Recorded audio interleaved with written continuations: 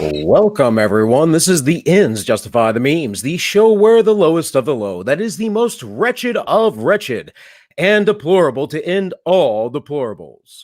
Two white heterosexual Christian males from the American South talk about culture, philosophy, history, health, fitness, and what it means to be a man in the 21st century.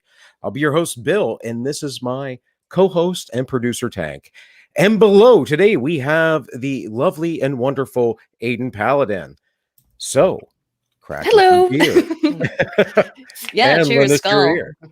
Because the ends always justify the memes. I am sorry, I'm not meaning to cut you guys off. I'm just rolling with the little intro there.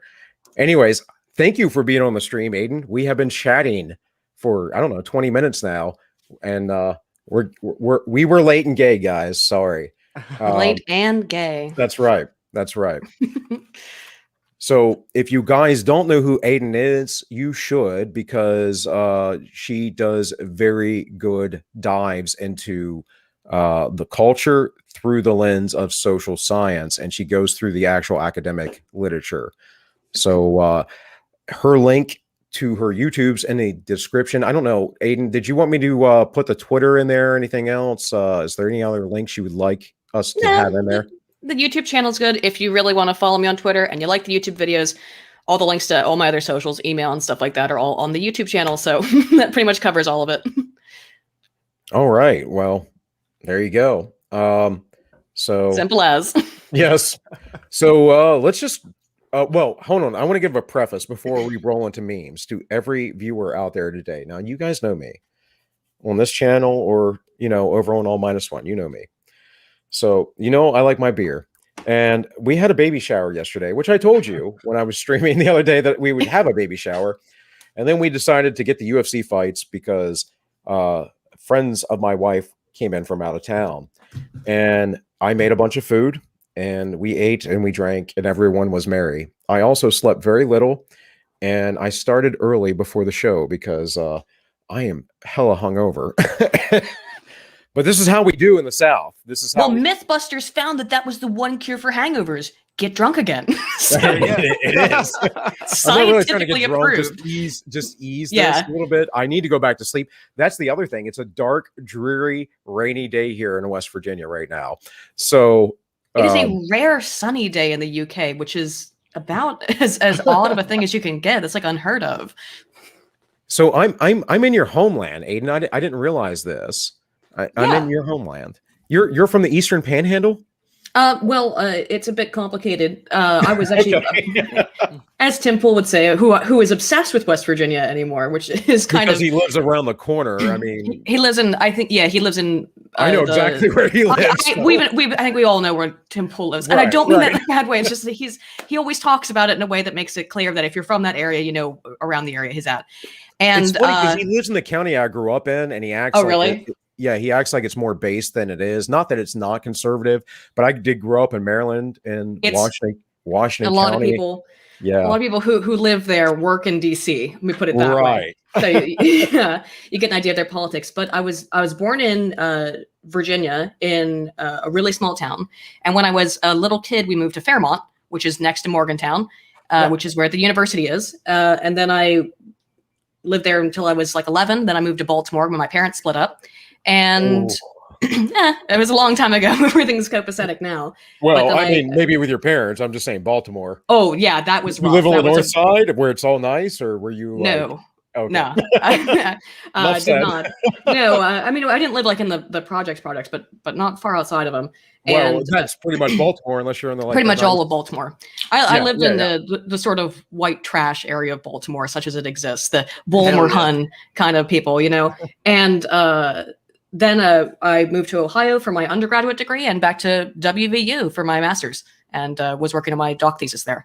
But I've always liked, and my dad has always lived in West Virginia. He lives in a real rural part of it. I'm not going to name because there's like 5 people that live there, and he's one of them. Yeah, places I'm looking at going to, because I'm an advocate of breakaway societies. So, I mean, literally, West Virginia is a great place to do that. There is no town that has more than there's no town that even has 50,000 people in it. It's awesome. I will put it this way: state. It's all mountain practically, except for where I live. But yeah. Do you know about the National Radio Silence Zone? No, there's a national radio silence in West Virginia. It's in the South. There's an area of about, I don't know, 50 square miles where you cannot have a television won't work, radios don't work, nothing works, no electronics. My dad lives around the National Radio Silence Zone, so that's why there's not a lot of people out there. No one wants to live there. That's Although Amish paradise. Paradise. One of my advisors was working on doing a study with those people to see if they were like happier having no access to media. I don't know what his results were if he even did it, but he was talking about it a lot because it's a natural experiment. Sorry, I'm talking so much. You're fine, I get excited about West Virginia. No, I think, like I said, I don't watch you as regularly. I think I was watching you more regularly a while back when you made the Star Wars video. Like you were maybe not putting out content as much. I don't know.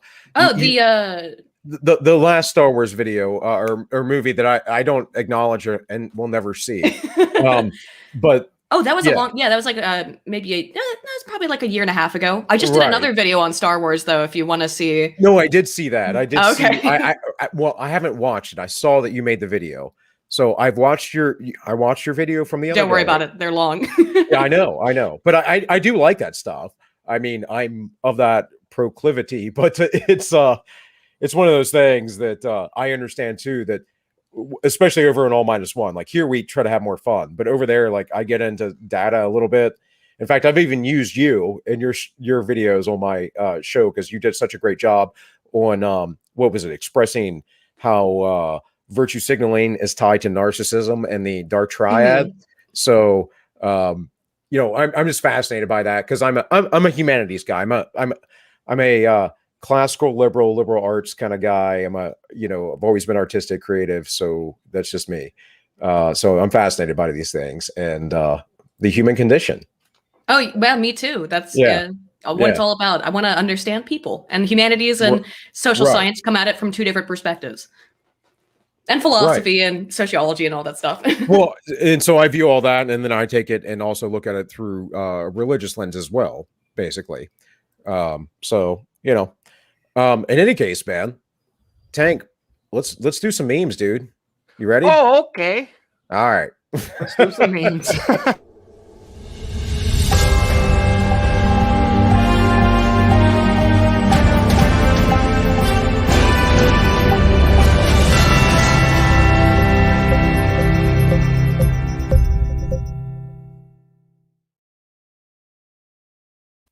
Boom.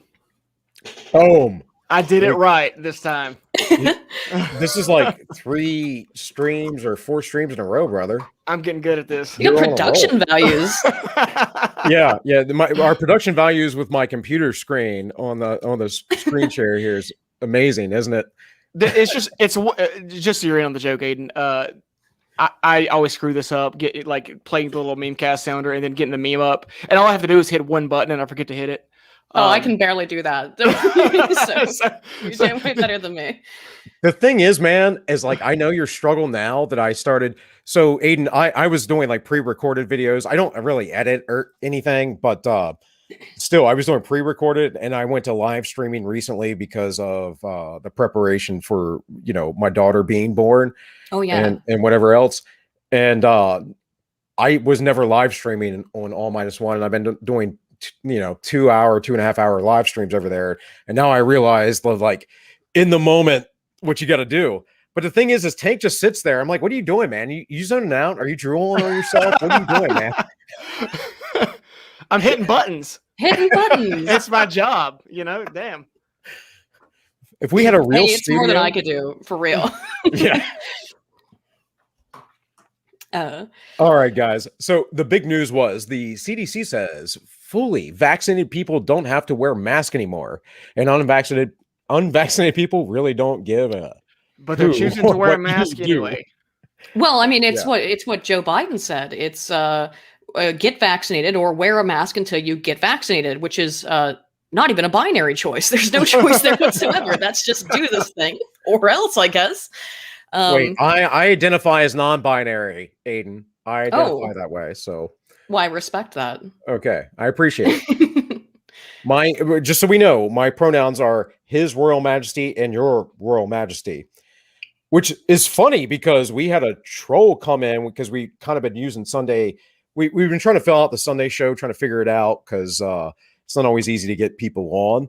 And we've been doing a regular Wednesday show, and this guy, or we were letting people call in who were our viewers, which is fine. I want to build community, so it's fine. But also dangerous.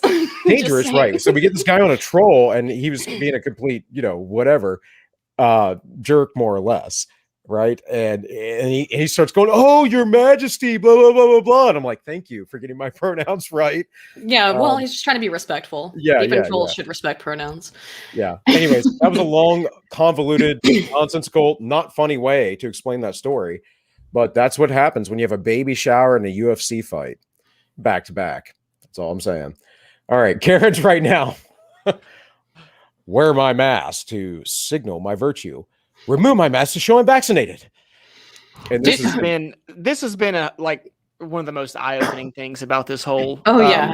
And when depending on how fast we get through these memes, I'd like to talk to you about it, Aydin, since you do the social humanity stuff. I think I have an idea what's going on psychologically. But it's funny.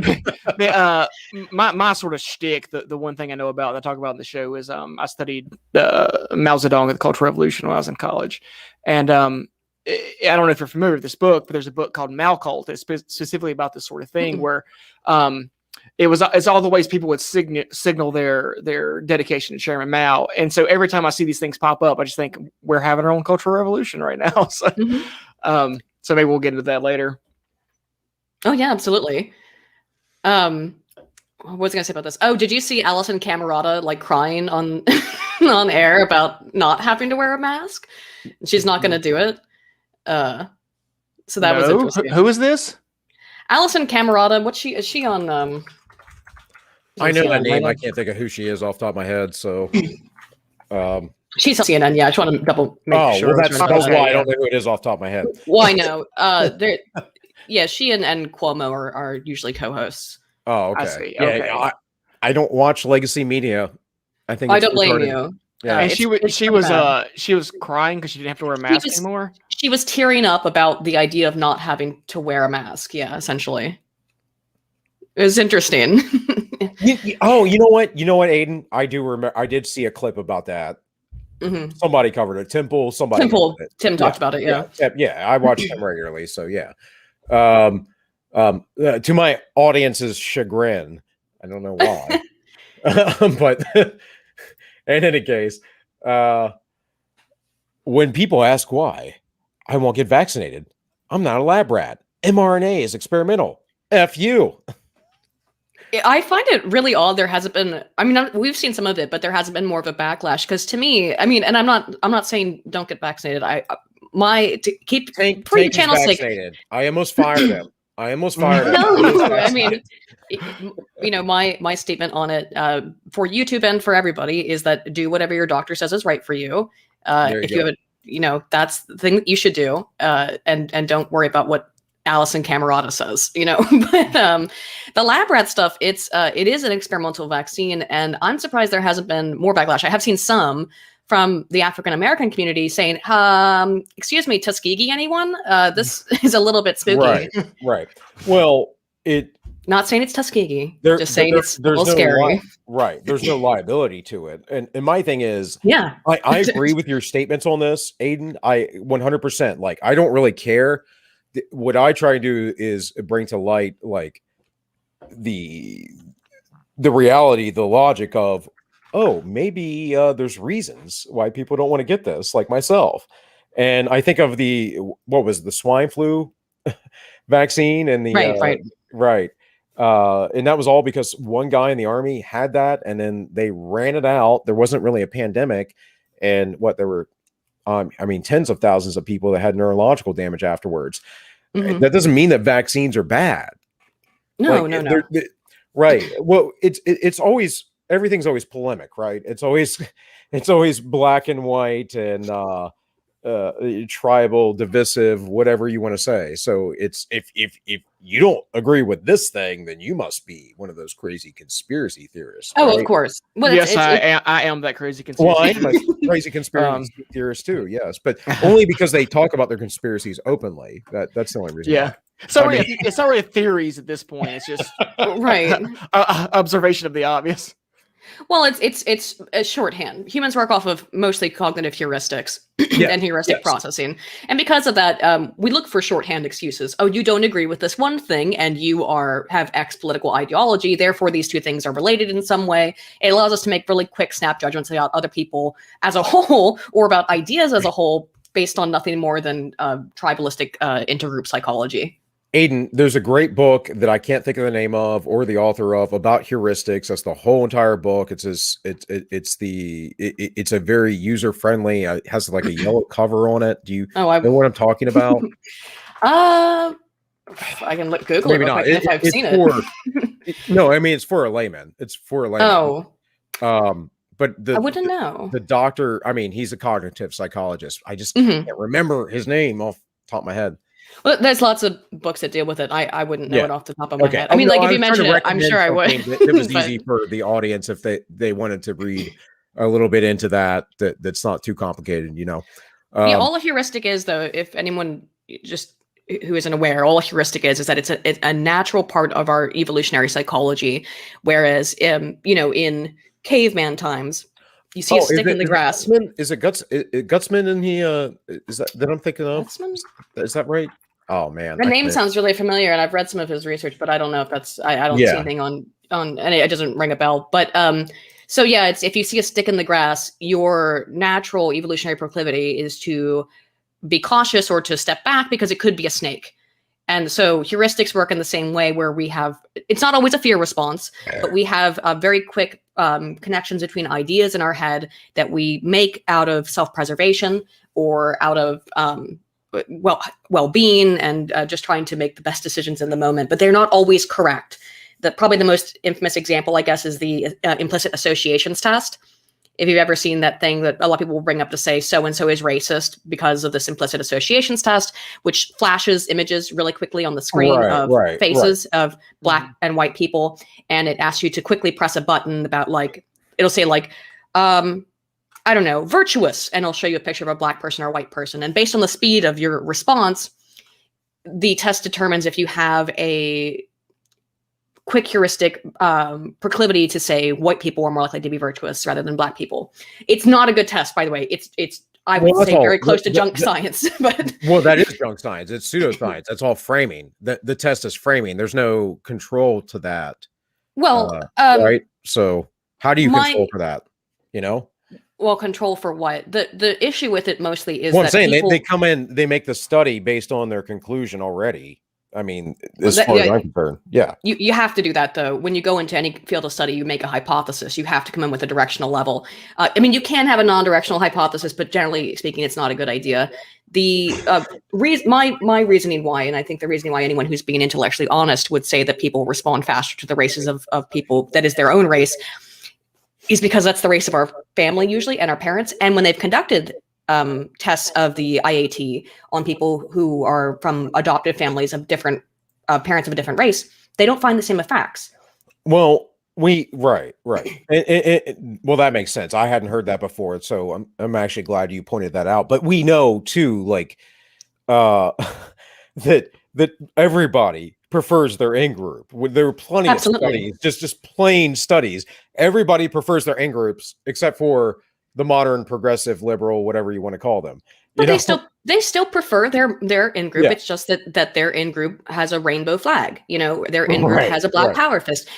These are all signs and symbols. You're right about that. You're right about that. So I guess if we went with ethnic or racial, they prefer the out-group. But as there's far data as on that. The social, cultural, they prefer the in-group, right? And there's data that, yes, and there's also data that do indicate, and I do not have the citation on this off the top of my head, but there was a study that was conducted that found that every group of people, every race, every ethnic background prefers and has a faster response towards people of their own race, except for white self-described liberals, and they have an out-group preference. I don't know why that is. Something probably in Jonathan Haidt's research could give you an idea, but that's the way it manifests. Right. Yeah, so Aydin, this is meme number 3. Okay, sorry. There are 50 of these guys. No, Cool. It's cool. Oh no, I have to shut up. No, you're fine. I like this. Yeah, but we can always just turn the memes I can off. overanalyze. I turn the memes off. We can talk forever. All I'm saying is like, look, 50 memes could take 2 hours. If I overanalyze everyone like I'm writing a doctoral thesis, absolutely. Not at all. I'm not trying to give you a hard time. In fact, you know, I'd love to have you back now and again, you know, because I really appreciate your expertise.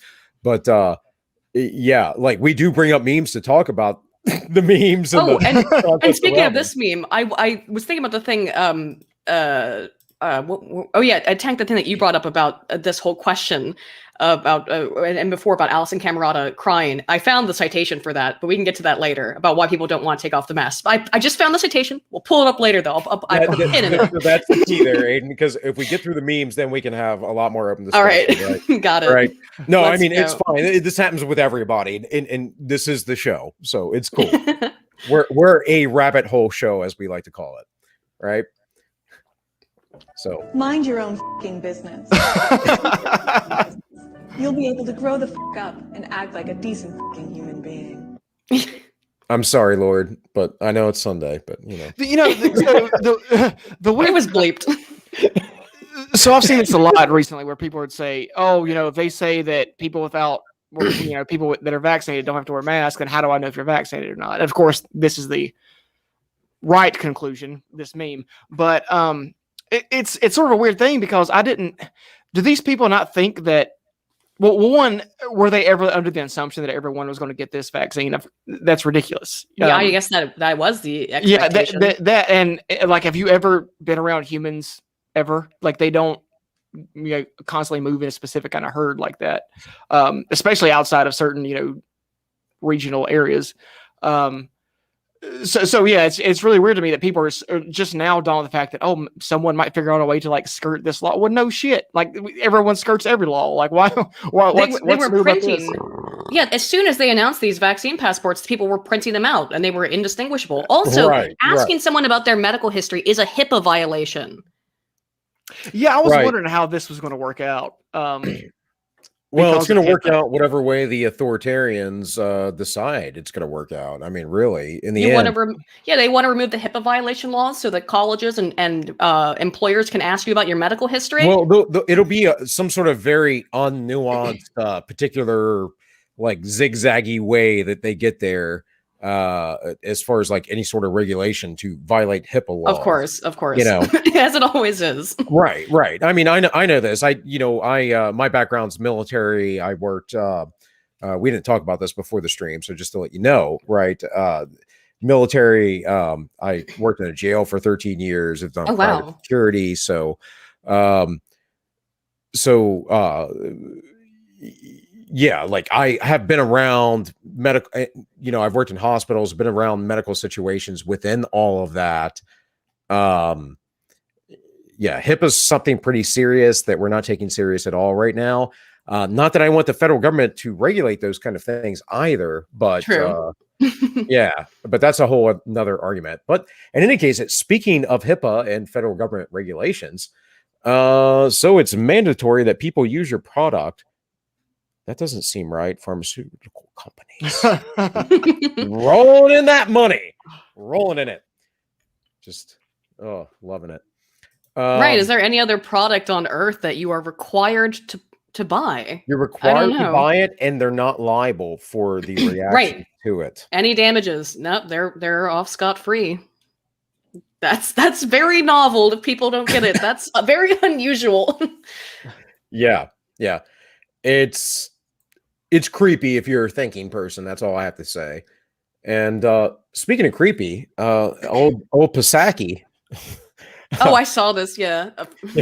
What's his name? I can't think of his name. G Prime 85. Yeah, Alex. Greek name. I'm not going to try and pronounce. He always does great political cartoons, though. Yeah, absolutely. COVID restrictions remain despite millions being vaccinated. American cities continue to suffer from peaceful protests. The pipeline was hacked. Sorry, guys, I'm just laughing at the bubblehead. The pipeline was hacked. Rockets are being fired into Jerusalem, and the dollar faces historic inflation. What are the administration's solutions to these problems? I brought cookies. Sorry, guys. I didn't mean to get that shrill. No, but that's about it. That's about it. Yeah. And speaking of bringing cookies, I'm sure you've seen the many of yes going after this, and Bill de Blasio eating fries and Shake Shack burgers on air for breakfast. Man, is this okay for breakfast? Is this okay? Oh man, man, if you get the vaccine, you can do this too. Did you see this? It was like a clip that went kind of viral of this really, really fat teacher. I'm sorry, but that's what she is. She's morbidly obese, screaming at some kid. I don't know if it's high school or college, but screaming about how he's putting her life at risk for not wearing a mask. It's like, lady, you're putting your life at risk by being morbidly obese. Oh my God. Well, sorry. My religion requires me to be a pacifist, but my shadow wants to strangle that woman. So anyways, yeah.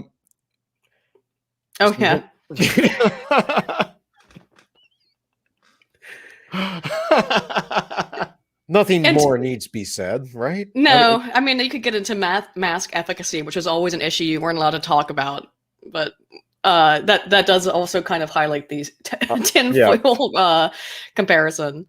Right. Yeah, mask efficacy, I think, is what got me on a strike for a week over on All-1. I'm pretty sure. Right. So let's not talk about it. Well, we can't talk about can I say the Danish study? Can I say that? I mean, sure, if you're willing to do it. It's your channel, my dude. Okay. All right. I talked about it in the video and I was fine, but I would put it in a very, very scientific tone. So we'll see. No worries. So you referenced this earlier. It says, wear the mask. The choice is yours. The choice is yours, bigot. Right. It wasn't even a choice, though. It was vaccinate or wear the mask until you vaccinate. Again, that's not a choice. Yeah. Yeah. I love that I live in West Virginia. That's all I'm saying. No. I meant to mention, I will talk about it on my channel, but I won't get too deep into it, but on my other channel, All-1, I'll talk about it tomorrow when I go live. But I got called by a pollster the other day, and I talked to this girl, and she became a sub of mine. Oh wow. Yeah. So it was pretty cool. I mean, that is cool. Yeah. I'll try to talk to pollsters when I can if I have time. It's funny though, because I was live streaming and they kept trying to call me, get a hold of me, and at one point I was about ready to go live, and I'm like, no, I don't have time for this. Bye. And she told me in the beginning, she goes, "Oh yeah, thank you, blah blah blah." She was really sweet.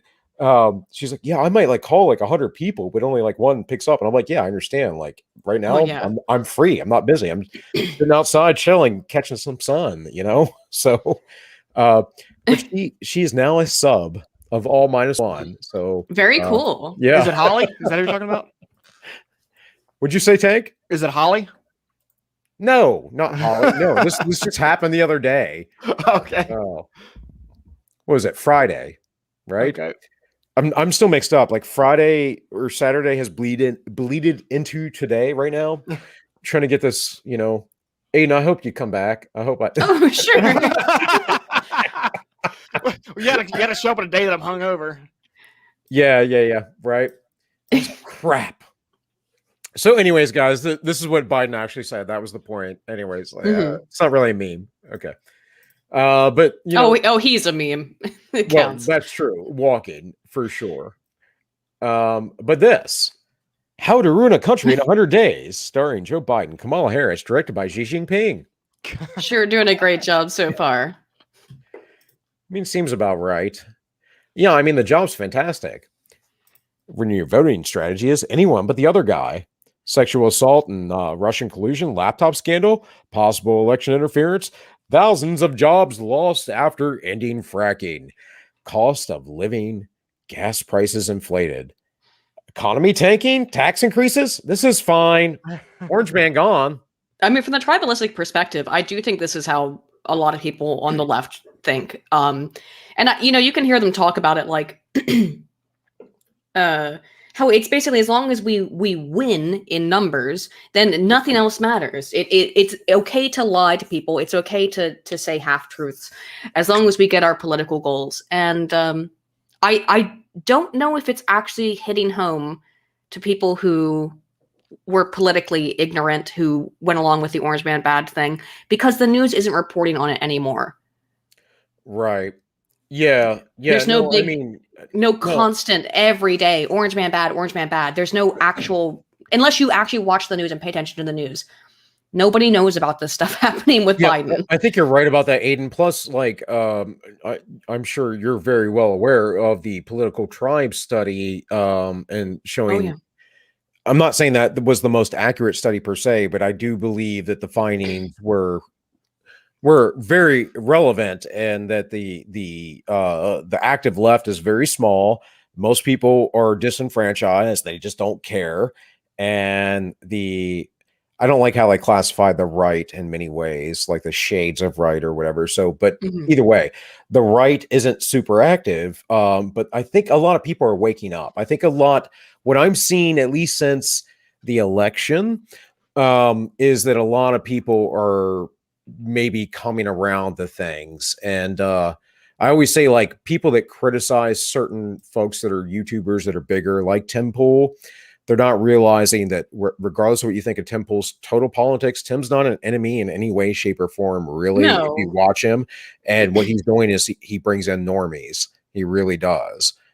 He has a little bit lefty leanings, but he's basically a local government kind of guy anymore. He's pretty based. I mean,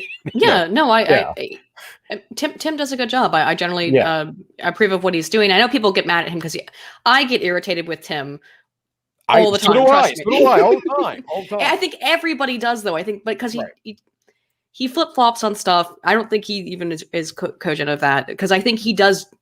Maybe to him it's not flip flopping, because he just changes his mind on stuff. He's following the evidence. Yes, I think it comes off as flip flopping, but I think he is just changing his mind as he learns new things. Exactly. Which is someone I want to ally. Yes.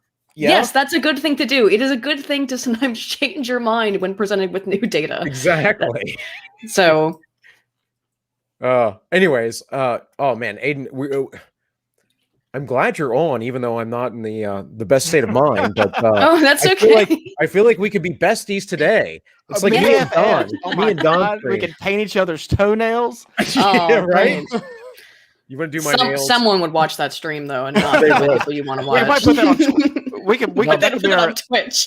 That could be our OnlyFans content. My feet have waves. They're not so pretty. There's a market for everyone on OnlyFans. And there's a market for everything on Twitch. They're doing all those hot tub streams. All right. It says Kamala Harris starting to worry Biden will fully destroy America before she even gets a chance. Oh, no. That is a concern. She should have a turn, right? She should have a turn. So, great news on the job front. They found 456 million jobs at 3:34 a.m. this morning. We're at the 278% employment now.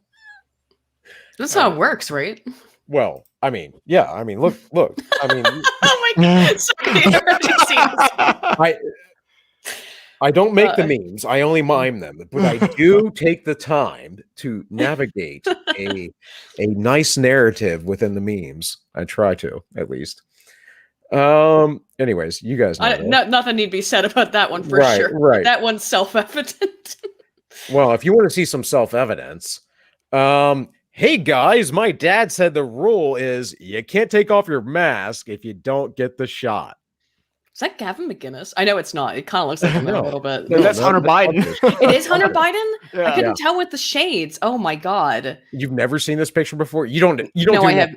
You do not have enough memes in your life. Let me tell you what I don't want to see. I have seen one picture of Hunter Biden with the crack pipe. Well, and I know it's full of degeneracy.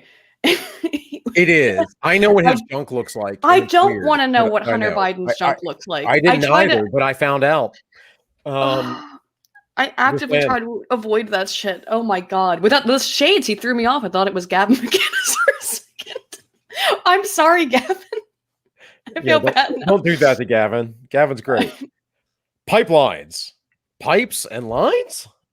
Yeah. Absolutely. All right, guys. And there was this. Biden's energy sec responded to using a railroad to transport gas to the East Coast, which is idiotic.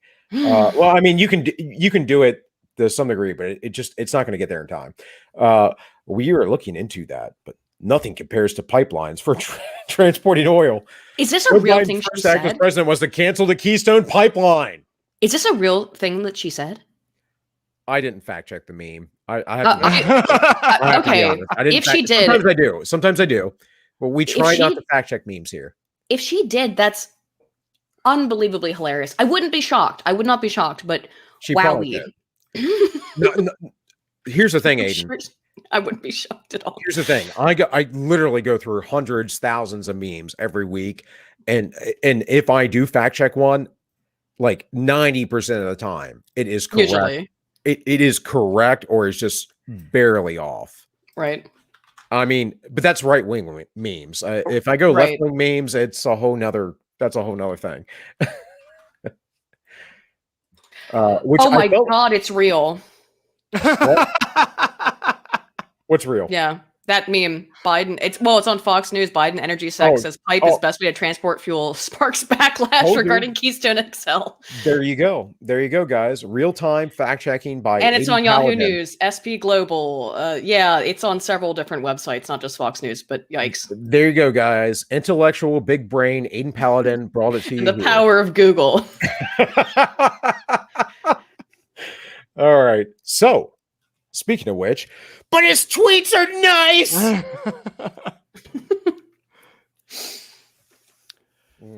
I never understood the whole Trump mean tweet.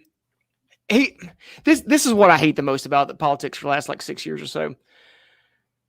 We've got so wrapped up in this political tribalism that we just let the funniest president we've ever had just sail away into the sunset, and no one can be above it enough to appreciate that. Oh my God! Some of his old tweets, they were fire. I mean, what was it? Who did he say nipples protruding? Very, very disrespectful. I have a Twitter, Aydin, which because obviously I reached out to you there, but I don't really use Twitter because I don't know. It's Trump's best tweet. He said back in 2012 or 2011, I'm in the UK, so I get it confused now. Barney Frank looked disgusting. Nipples protruding in his blue shirt before Congress. Very, very disrespectful. Well, Barney Frank is quite disgusting either way. So what a freaking hilarious thing to say. Speaking of hilarious, look right here. It says, I sure could go for a mean tweet and $1.79 gas right now. No, it's like $5.50 or whatever, depending on where you live. Yeah. But the weird thing about that, with the people that were so up in arms about nipple protruding tweets and stuff, is the kind of people that get mad about that are the same kind of people that feel embarrassed by the United States anyway. They think the United States is a shitty country and we're so bass backwards and all this bullshit. And they're going to be, well, the leader of the United States shouldn't talk like that. But you already thought that. You were already on board with consider the United States scum. And now that we got the president, at least funny, you're ass mad about that too. I don't know. It's these kind of stick in the mud people is the worst part. They can't even enjoy the joke. They want to make fun of Trump constantly, but literally couldn't take any firing back. The thing is that we make fun of Trump. Everyone makes fun. He's hilarious. He's so easy to make fun of. Right. But their feelings are so fragile. They can't help. They were born fucked up. Well, that might be true, Tank. We should pity them. We should. Totally. So, OMG, loving all these 70s fad making a comeback. Oh. Yeah, well. It's funny, though, because so I talked about this on All Minus One months ago that Biden was going to be a Carter administration. Now, some people make predictions too. A lot of people have. But we are right there right now. He met with Jimmy Carter, and then I know. did you see actually like the oh my gosh, why is his name escaping me right now? The guy who did Twin Peaks. I can't think of his name. Wowee. Why can't I think of his freaking David Lynchian-esque photo he did with Carter? Yeah, where it's just so bizarre. Just very creepy, weird all the way around. Directed by David Lynch. Well, there you go. And here you have new Danny trolling Circle Back Girl. Out of gas. You're going to have to circle back. And speaking of this idiocracy that's going on, here we have a Bernie supporter, no pipeline pumping gas in. Got in a four-wheel drive Honda. Hey, I don't have any memes about it, but in case no one's heard, they paid a ransom that no one talked about until 5 days later? Yeah. They paid a ransom to get this back from hackers. That's so pathetic. I thought we didn't negotiate with terrorists. Hackers.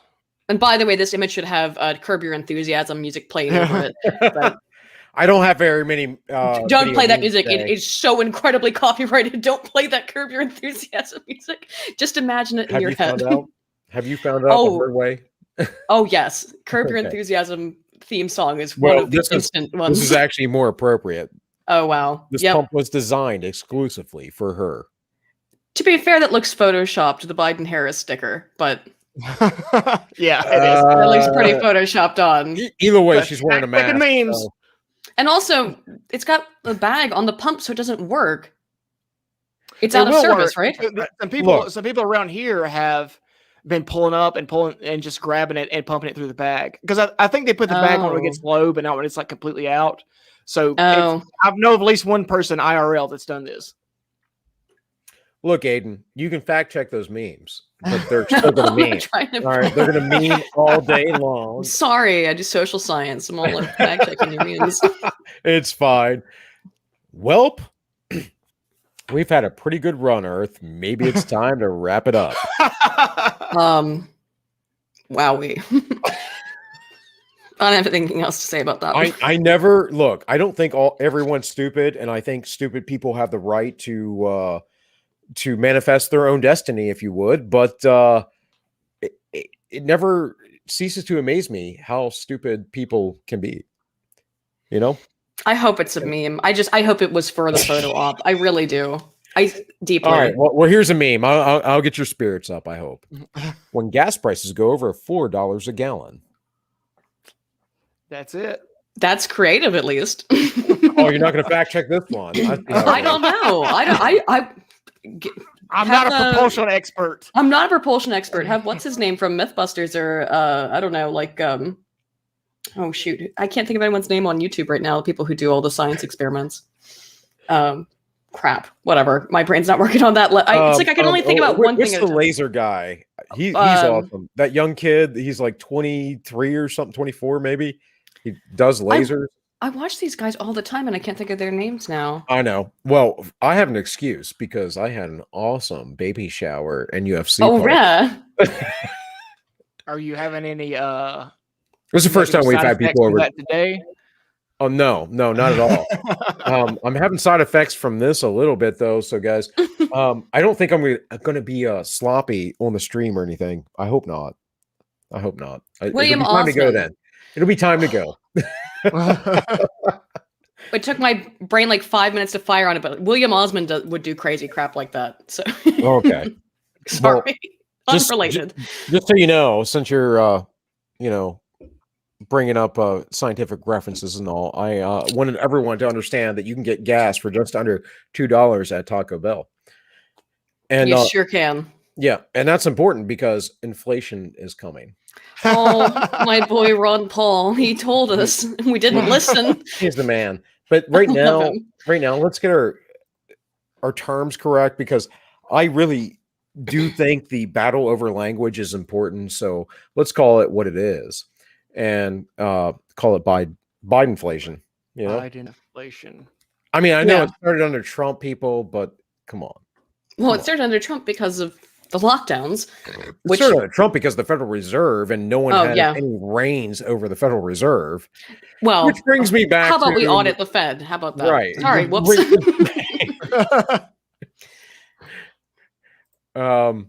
Yeah, I actually think I'm going to read on the Fed or in the Fed, Ron Paul's in the Fed on my other channel, on -1 here. Oh, do. Yeah.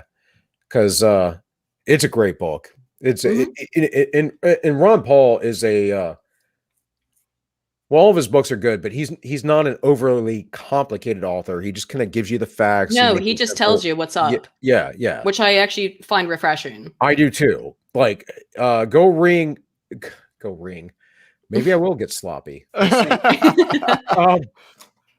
Go read most of Carl Jung or something and see how complicated, or Nietzsche or something like that language is, and then go read Ron Paul and tell me that those folks couldn't have gotten the message across maybe more simply.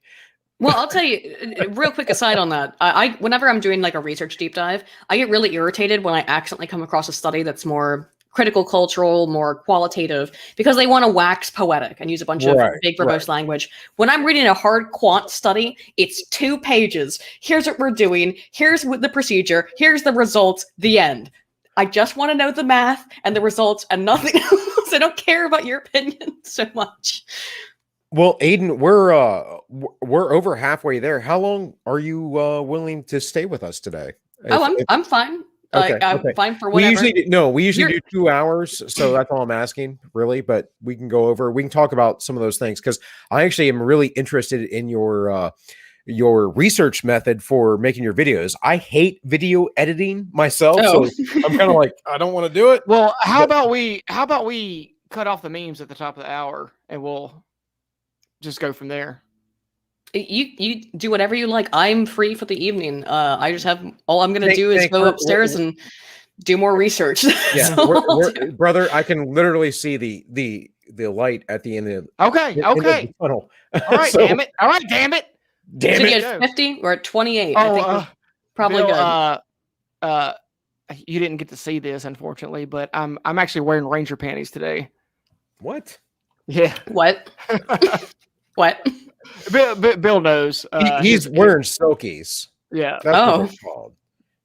I didn't help me. I just looked down and realized I still got on my Ranger panties, so I figured you'd appreciate that. That's military speak. Tank wasn't in the military. I don't know why you're stealing valor right now, Tank. I don't know why. My bad for stealing some slang for short shorts from the military. All right. That is sort of a joke on the show, though, that the short shorts, anytime I can get some military short things going on. Anyways, lumber seeds for sale, $5 a piece. Don't lowball me. I know what I got. Going to become probably another increasingly important commodity, because what is it, I guess? I think I was looking at this the other day. I think it's a good prediction of the inflation, because it's not a really controlled market like a lot of other markets are. And it won't be manipulated like gold and silver, those things, like precious metals. A lot of those things are manipulated. If you folks didn't know. Well, be careful about the lumber stuff, because one thing you might not know about the history of West Virginia is that it was at one point the center of logging, essentially, on the East Coast, to the point where they logged so many trees and cut down so much land and left it so bare that the grass caught on fire. This is a long time ago. This is back in the 1800s. Right. Well, this is the third greenest state in the U.S. right now. It is now. Yes. But at one point, it was nearly deforested. Well, speaking of inflation, this isn't necessarily inflation, but a similar thing. Is it not? 25 cents? Perfect. I got a federal loan for 25 cents, college. Hold on. Just one sec. Yep. this is what happens when you centralize government, though, and you try to implement wage and price control. If you have a centralized bank, you have all these problems. They add up. No matter what, they all equal to some form of socialism and runaway inflation. So, well, what happened in the 1960s and 70s when my parents were going to college? You know, my mom could work a minimum wage job and go to college at a state university and not take on any debt. Right. There you go. Once you start having the federal government subsidize everything, then the colleges recognize that they can charge more and more and more because the government will keep paying for it. But it's not the subsidies alone, though, because the value of that education is going down with the currency. Right. You know, so as it increases in availability. So as the government increases in availability, the value of the degree goes down. Well, the cost of the degree, because the college can set the cost at whatever they want, goes up, and it inherently creates people who owe the government the rest of their lives paying off loans. You got to pay that back. That is basically supply and demand and debt slavery. Yes, in a nutshell. Anyways. Miss me yet? Well, yeah. I mean, yeah. Just the memes alone I miss. And it's not just us. Everyone does. SNL can't, and all these comedians, they can't live without him anymore. Yeah, that's what gets me about this whole thing. Everyone was like, "Oh, it's good to have the return to normalcy," but the normalcy is boring and unfunny. But the normalcy is also clown world. We just can't report on it. You can't make fun of it because you can't be mean to Biden. Can't criticize him. Yeah, well, he's old, you know. There are some articles that are not the best toward Biden, but it's just, predominantly from Fox, because he's the chosen one. It's always the chosen one, right? Yes, and even the socialists and people who are self-avowed communists are Biden bros now, which is he's not on your side, friends. I don't know about the people at Jacobin. I haven't checked in there in a while, but I'm pretty sure Jacobin would be honest enough to critique Biden, but they might like him. Jacobin might. I don't know, but I'm just talking about like Twitter socialists, Twitter communists. They're totally on his side, which is ridiculous. Again, these guys. The Twitter thing, and Tank and I have talked about that. The Tank, express your opinions about the tankies over on Twitter. Oh God, these dudes. These are the ones that get in line with the status quo quicker than anybody. Absolutely. I mean, bro. You're not the revolutionary you think you are. I mean, this has been said to death. There's all these memes about, Coca-Cola and various other organizations on one side with the, hammer and sickle dude, and then guys like us on the other side. So yeah, I mean, it's ridiculous. It's just. It's kind of sad at this point, because it's gone. Aiden's never watched our show. Express what you usually say about the tankies, what they really want about their slam poetry. Yeah. That's what I was getting at. Yeah. The revolution, TM, right? The revolution isn't about saving the proletariat from the it is not at all. The revolution is about people like the tankies getting a nice corner office in the Politburo. Thank you. Yeah, that's exactly what it is. They want to be people's dog killer. That's what they want to do. They want to be in power. It is always about power. All politics is about power.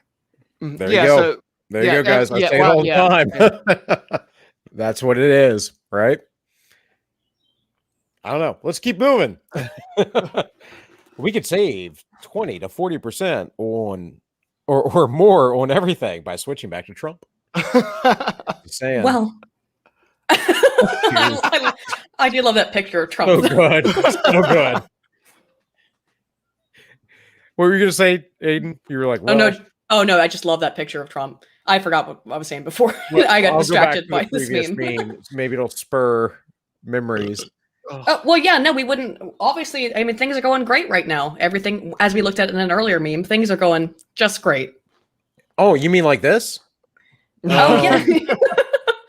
I didn't know what the Iron Dome looked like, but I will say it looks cool. It's too bad that people are dying, obviously. Yeah, right. So this is the only meme I have about this. I don't really want to get into it. I'm not a Zionist, but I think Israel has its right to exist. I understand that the conflict with the Muslims, which in my opinion was started from Muhammad.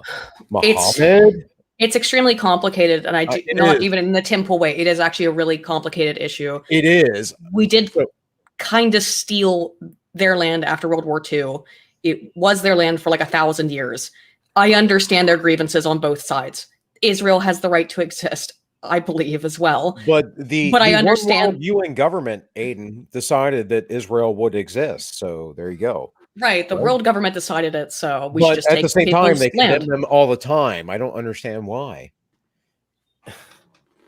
It is complicated. It's the bottom line. That one is hard, and I'm not going to get into it over a meme. No, I don't want to get into it either, but it is happening. And I thought this was a funny meme because it's mostly about peaceful missile launches. Given, the severity of the situation right now, I do have video I could show you guys of bomb attacks, but not on YouTube. I wouldn't. As far as I'm concerned, and this is again why I generally say be a pacifist, guys, because war is hell, and it just devolves into might makes right, and just like Aydin just said, it's all about power, and this is just the game, and either you can play that game of power, or you can decide, hey, I'm not a part of it. I'm not going to play it. I'm not a part of it, which is where I'm at in my life, at least. So, and also we have normies. They'll give us our rights back once the danger passes. That's always an interesting one in regards to the COVID stuff and everything else. It's just like, once it's over, they'll give you your rights back. No one who ever tries to take power or who has ever taken power throughout the entirety of human history has ever given it back without violent insurrection from the people. So that's what's going to happen if you want your rights back. And that has to do with like guns, COVID, everything. That's why I think Alison Camerata is crying on TV. She thinks she's losing some of her power. Probably. Yeah, you're right. And again, like I said, I heard the name. I know what you're referencing now. And yeah, she was complaining about how scary it was. I say this often about when they talk about democracy. When the Democrats talk about democracy and they stress that over and over again, or people in media, what they're saying is their democracy, their oligarchy. You're infringing on their oligarchy, which is why they can't have it, right? It's not the democracy of the people, which, by the way, guys, I don't know if you know this, but we're a republic, not a democracy. I'm so tired of that. People say democracy is shorthand. Right. We know, right. Most of us, I would hope, know that America is a republic, not a democracy. But I've talked to people about that, though, and they don't understand it at all. I think there are people on both the left and the right who do not understand what a republic is. Yes, agreed. So we have I love Zuby. Zuby, that's right. Whatever. It stands. I don't know where you even got this from, but it says Discord. How Twitter works, Discord. Discord's going this way, though. Men are taller than women. Weirdo. Source. That's misogynistic. That's not true. I have a female friend who's 6'3". Welcome to my comment sections, by the way. No, I'm not saying that. I actually have like really great viewers. But people will often say, well, that study isn't representative. And I always say no study is representative. But if I may, what this is as a trend is a trend of scientism, where basically everybody kind of thinks they're an expert because they have access to Google. And the reality is most people, oh, yay, we got right That was later on, but I figured I'd bring it back around since you mentioned it. So yes, most people, though, they don't spend the time. They don't have the cognitive ability. They just, it takes so much effort to spend that amount of time reading these kinds of studies. I don't blame anyone for not reading them. I don't. But then don't act like you're an expert. That's all I ask. Here's our thing. We're anti-experts here, especially Tam. I don't act like an expert, and I do read this stuff. I know. No, I don't think you act like an expert either. But I'm just saying we're never trust someone's word unless they validated it to you, is my thing. In the past, Or even now, you go to a mechanic, probably because he's a mechanic, but you don't necessarily know the quality of work. But if you know someone's quality of work, you're going to keep going back to that mechanic or woodworker or whatever. Well, sometimes a mechanic will absolutely take you for a ride. Well, they'll say that's kind of what I was saying, though, is like you don't necessarily know in the beginning, right? Right. But that's the thing, is they can take you for a ride, and that's the problem, right? We should all have some education. I like the idea of jack of all trade, master of none. Yeah. So, yeah. Try to. I think it's also important everyone find their thing, and most people do find their thing. Right. And you're sort of an expert or a semi-expert in that one thing. But just because you read something in an I fucking love science article does not make you educated on the subject. And I don't mean that to be disparaging. It's just the truth. Even again, that's why I read 100 studies a week at a minimum, I would say. And I don't think I'm an expert on it, on anything. I have one tiny little area of social science that I would say I'm maybe an expert on. And it's on avatars in video games. That's it. It's this tiny little area that I could probably say a lot about. And that's the only thing, because there's only also 5 of us in the world studying it. And it's more than that now. It's probably 15. But because there's such a small number of people, and there's so much, such a dearth of data there. But I'm gonna have to ask you about that. We're gonna keep rolling with memes because we are close. We are. No, you're fine, Aydin. You're fine. I'm a overly talkative individual myself, so it's fine. 100%. So here we have Trump, cows, garbage disposal, and finally cauliflower. Admittedly, I don't get this one. Okay, so it's all just her being triggered. I forget. I kind of felt that way too, but I do remember there was a cauliflower reference at some point for AOC, and I don't quite get it either. But it was a transitional kind of meme, so I didn't mean to stay here on it. This is a jump off point to a different meme. That's right, because maybe the chat could enlighten me on the cauliflower. I do remember there was something about that. I know that's the cow farts. I know that's what that is. Yes, and the cow farts. I remember the garbage disposal. She was like, she tried to pretend like she'd never heard of a garbage disposal because she's just Allie from the block or whatever. And I didn't know about that. I didn't know about that. Oh, okay. Yeah, she's never seen the garbage disposal before. Yeah, and she's like, I didn't grow up rich. I've never seen a garbage disposal. And we're like, bitch, it's a garbage disposal. Didn't she work as a bartender? They have garbage disposals in bars. I'm okay. I just AOC. The reason I kind of ignore her is because I don't think she says anything of substance. We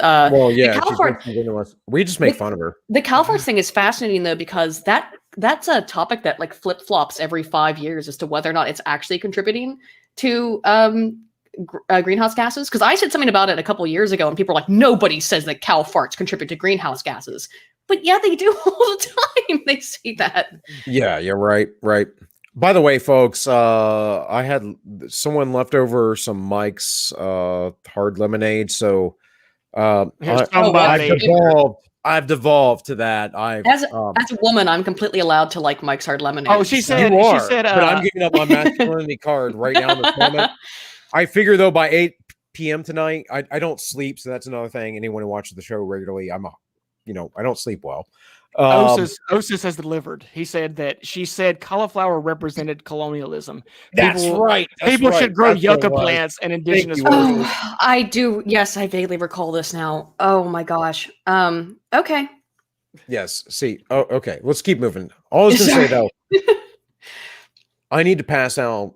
I need to take a nap. Let me keep going though. You're gonna have me. You're gonna have me regardless. It'll be so hard for me to not talk about this for an hour, so I won't. But if people aren't aware of who Gail Simone is and why this is hilarious, it's because, which I'm guessing maybe you have another meme about. So Gail Simone is a comics writer. So sorry, we accidentally took over comics, everyone. Yes, thank you. You got it. You can do my job, Aydin. It's fine. I'm good. You got it. Good. Well, you're going to do it better than me right now. I promise you. Tagging my boy Yellow Flash. If you look here on the screen, you will see that the top basically 15, 20, everything that's sold in comics and I don't know if this was for the month or for all of 2021 so far, not all of the top sales are for manga and not for American comic books. And it's like, gee, I wonder why, when people like Gail Simone are writing them. And also, she's insufferable. She is an absolutely insufferable person. I'm at least on Twitter and the things she says. I don't know about her personally. Well, so this is the culture, right? This is the culture that is being bred here in the U.S. and in the Western world, and it cannot be sustainable, right? The culture like this. Answering your questions about running a queer anarchist bookstore. So what do we do when people crime in our space? We have these cute little signs around the store deterring people from stealing from a worker-owned business, which is not the same as stealing from some random corporation. And do a couple of signs actually prevent shoplifting? I wish they don't.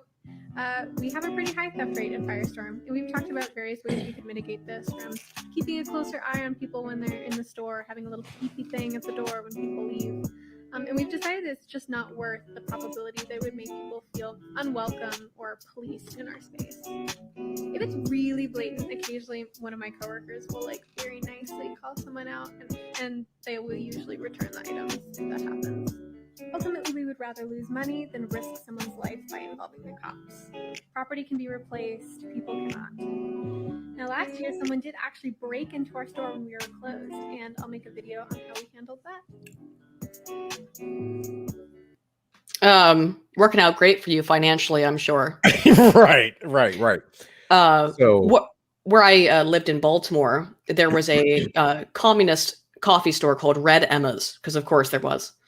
I actually had great coffee, but I think they went out of business, and gee, I wonder why.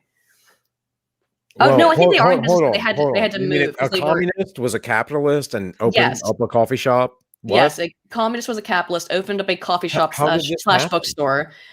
Well, because I think if I were to use their rhetoric, it's because they have to operate within a capitalistic space. However, it was forced to move to a really shitty location. I believe, I could be wrong. That being said, no disrespect to Red Emma's. They had delicious coffee. So I went there all the time. It was a block away from my high school, whatever.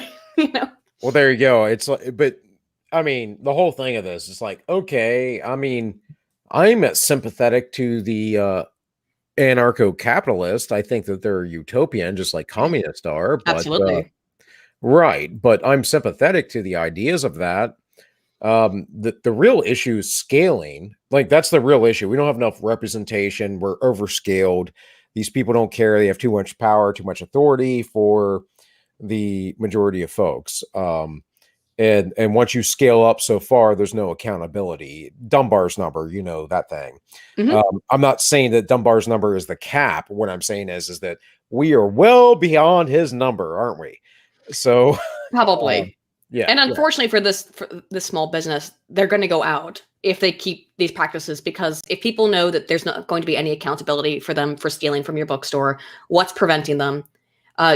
Most people do have goodwill and don't want to steal, but for every person who's like that, there's another person who's an opportunist, who's a Machiavellian. It doesn't matter. Right. So also in the culture, this doll looks a lot. Looks like it's a lot. Sorry, I'm sorry. About the lecture on my carbon footprint. Excuse me, guys. Hold it together here. With Down syndrome, I didn't even. Okay. And yeeted. Anyway, that's it. It's been a good run, guys. Yep. That's it. Speaking of which, and that's why I married him. We brought it back. We brought it back. I was on a roll with Michelle Obama training memes for weeks, and then it went dry. So now it's back. This makes no sense into anything ever. I try to segue these as much as possible, except for this. It's for the people. Meat, quality meat made from people like you. That's not a good marketing strategy, bro. It's obvious Soylent reference, but yes. But also, I agree with Tank, and I think that we should get a hold of Gad Sad and ask about how they can market this better. That's all I'm saying. Who's that? Who's the guy on the front? It's just some random dude. CEO of what? I don't Whatever know. the fuck that is. Yeah. I don't expect this sort of racism from a supermarket. I do love cheese. I I do love cheese. But hang on a minute. Who doesn't? Besides My people wife. who are My wife. Aydin. What? Yeah. Like No. cheese? Actually, since she's been pregnant, she's been eating cheese. It's weird. I know a guy like who cheese, will though. only eat processed cheese. Like if it's like the nacho cheese. Oh, That's that the only gross thing. My stuff? wife, I've done this. I've talked her to some degree into eating like just like sliced cheese because I use logic on her, and I'm like, well, you eat cheese when it's on pizza. Oh, okay, so she's not. All right, she just doesn't like plain cheese. I get that.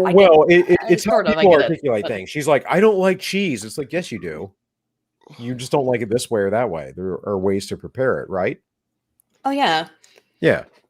Yeah. So crackers love cheese is pretty good. All right, guys, just a few more and we'll be out of here. Name something white people cook better than black people. Go on. I'll wait. Yeah. I really hate that meme though. That's like white people. Can I say something that? No, I'm not going to say it. I have something I could say that would be really spicy, and I'm not going to. We do say spicy things on occasion, but that's you're gonna have to tell me after the show. That's the bottom line. It's spicy in that.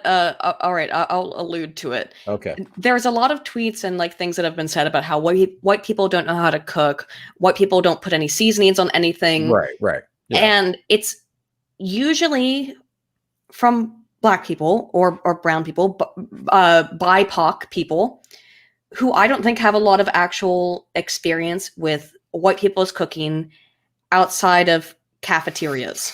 Yeah, probably. And I won't be more specific than what kind of cafeterias. Well, white people did conquer the whole planet to get spices, so I don't know where this meme came from. You mean my former profession, and actually Tank works sort of in that field. Maybe you're from more profession, or in a school cafeteria. You know, I mean, look, everyone hates school cafeteria food. It's awful. Well, Public school cafeteria food's gross. The thing that gets me is they'll be like white people that move down south. And they'll say, "Oh, I want to go to like a soul food restaurant." And I was like, "Fried chicken and collard greens is what everyone down here eats. That's not there's no soul food restaurants fried outside okra, of like a metropolitan area." God. Fried okra. I can't get okra here in the UK. Oh. Yeah, I'm like all that stuff that you're calling soul food, like is just normal restaurants. Like there's like 5 of them down the street from my house right now. There's no racial divide in what Southern cooking is. It's now. Until you start to ask the Creoles whether it's Creole or Cajun, then they start to get upset. Yeah. That's all white people. There's definitely some regional pockets, and Louisiana is probably a pretty specific regional pocket. And then of course there's like barbecue differences. Like everyone's like really every state's got their own. Every region's got their own barbecue thing. Sorry, I'm going way off track. No, I hate this meme though. Yeah, even last night here at my home in West Virginia, where we're all racist. I had a friend of mine who's a Mexican immigrant over and some other people, and we ate hot sauce, literally the hot ones line up. Excellent. Yes. So we did it. And I don't know. I just don't understand. I like spicy food. I do didn't too. realize, but I think maybe it's that like little part of my Native American ancestry, because it can't be my white European side. It couldn't be that people of all races and ethnicities enjoy things. No. My favorite foods are Mediterranean and then basically Southwestern and like Central South American. It's like, I cook Japanese food and Asian food all the week. Japanese, amazing too. But I think that doesn't count. But I've cooked food from all over the place. Cooking. That'll be my last word on it. Cooking is universal. Yes, we got people at the chat talking shit about okra. What? It is slimy. It's slimy, but not if you fry it. If you fry it, it's good. Fried okra is the best. Like you gotta watch it. People will make it with cornmeal. Around here, everyone eats pickled okra. I do like pickled okra. That also gets rid of the sliminess, though. So yeah. Sorry. No, you're fine. Sorry, I'm not going to get on that I came back train. to this. I didn't read it earlier. So the cult of Scientism has officially become the most dangerous religion in the world. Their membership rejects all things that do not support the world view, no matter how much evidence is presented, and they're encouraged to encourage the oppression and segregation of those not in the cult. Hey guys, that's pretty good for somebody who is inebriated and dyslexic at the same time. Just saying. I thought that was pretty good because I'm both those things right now. So off of a Mike's hard. Come on now. Come on. Yeah. Come on, man. Aydin, this is my sixth strength this morning. I think you don't worry about it. I'm just talking shit. He's completely right though about scientism. This post is completely correct. It is a religion. Science differs from scientism in that science is a method through which we help to understand the natural world. Scientism is a worship of things that are presented as scientific. These things do not actually gel with each other whatsoever. They're kind of mutually exclusive. You cannot worship science and conduct accurate science. They cannot exist. There's something that came about in the out of the Enlightenment and into the modern era, and especially the postmodern era, right, where science somehow got divided from religion. And that's fine if you are not religious. By me, by the way, I'm just saying, religious, or if you're atheistic, even, like, that's fine if you don't want to believe those things. No, I think you should believe those things, but I'm not going to press that upon you. You live your life. That's the way I think of the world. Yes, absolutely. Right. So, but there was a thing where that had to be divided. Whereas before, we get our basic physics from someone like Sir Isaac Newton, who, went into retirement and wrote treatises on the was religious, book of Revelations and whatever else. Science was a means to measure and explain the world. It still is, but we've used it in the Nietzschean way to replace religion. Where yes, yes, so, 100%. That's the issue, which is that people we inherently crave meaning. We desire meaning making, and because if we can't rely on a religion or a set of beliefs to provide us with meaning making, people take science and use that as their meaning making device without actually understanding it. And again, it's not a slight to people who are cognitive misers inherent, because we all are cognitive misers who don't have the time, literally don't have the time nor the energy to expend on reading all of these data, and are forced to externalize their understanding of science to another source that's going to break it down for them. That's what I do, so I'm not going to talk shit about that. But at the same time, to worship science as a concept is fundamentally no different from worshiping anything else. If it gives you solace, it gives you solace, but understand that you're doing nothing different than someone who worships any other religion. If you don't understand it, you can't see it because you're not looking for it, then you're worshiping a deity in some form. Right. Well, I always say it's people in pursuit of the truth versus people who are, basically just trying to confirm their own beliefs, right? Well, I think they're all in pursuit of the truth, but it's the same thing where you have some Christians who necessarily aren't very good Christians, right? Who just stop at their preconceived notions, and they only read the scriptures that confirm the things that they already believe about the world. They don't read the Bible holistically. 100%, Aydin. But the other thing is, in the Bible, it tells me that there will be people in the faith who aren't actually in the faith as well. Exactly. That's what scientism is. That's what scientism is. Except for it's not a faith. Yeah. Because it's not a faith. It's just a method of understanding reality. Don't believe in something just because it says it's scientific. There you go. And here we have from Plato. He says, "You can't just define a man as a featherless bipeds. I mean, look at this chicken I just plucked. Does this featherless biped look like a man to you? Think, Plato." Well, I know this whole thing's ridiculous. This meme is a meta meme, actually, because of the guy standing over. Yeah. Take the Diogenes pill. It's deep.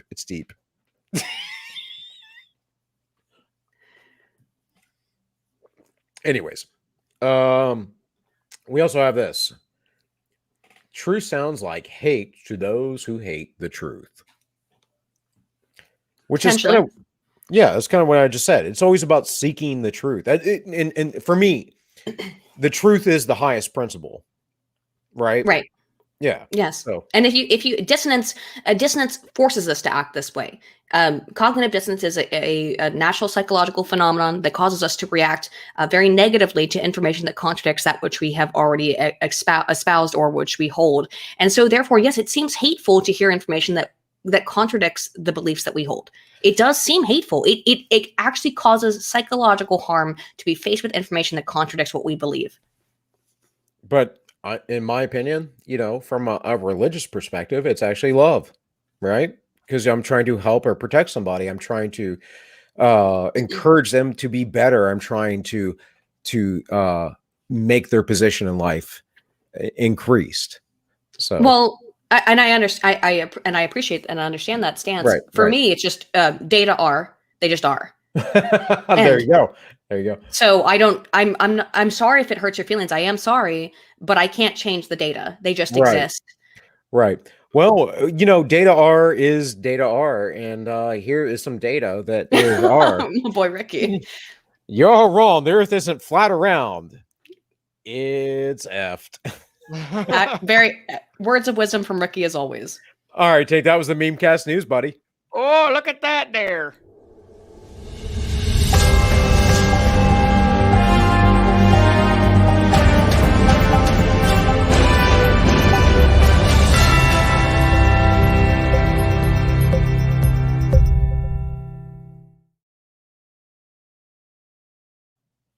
And we're back. We're back.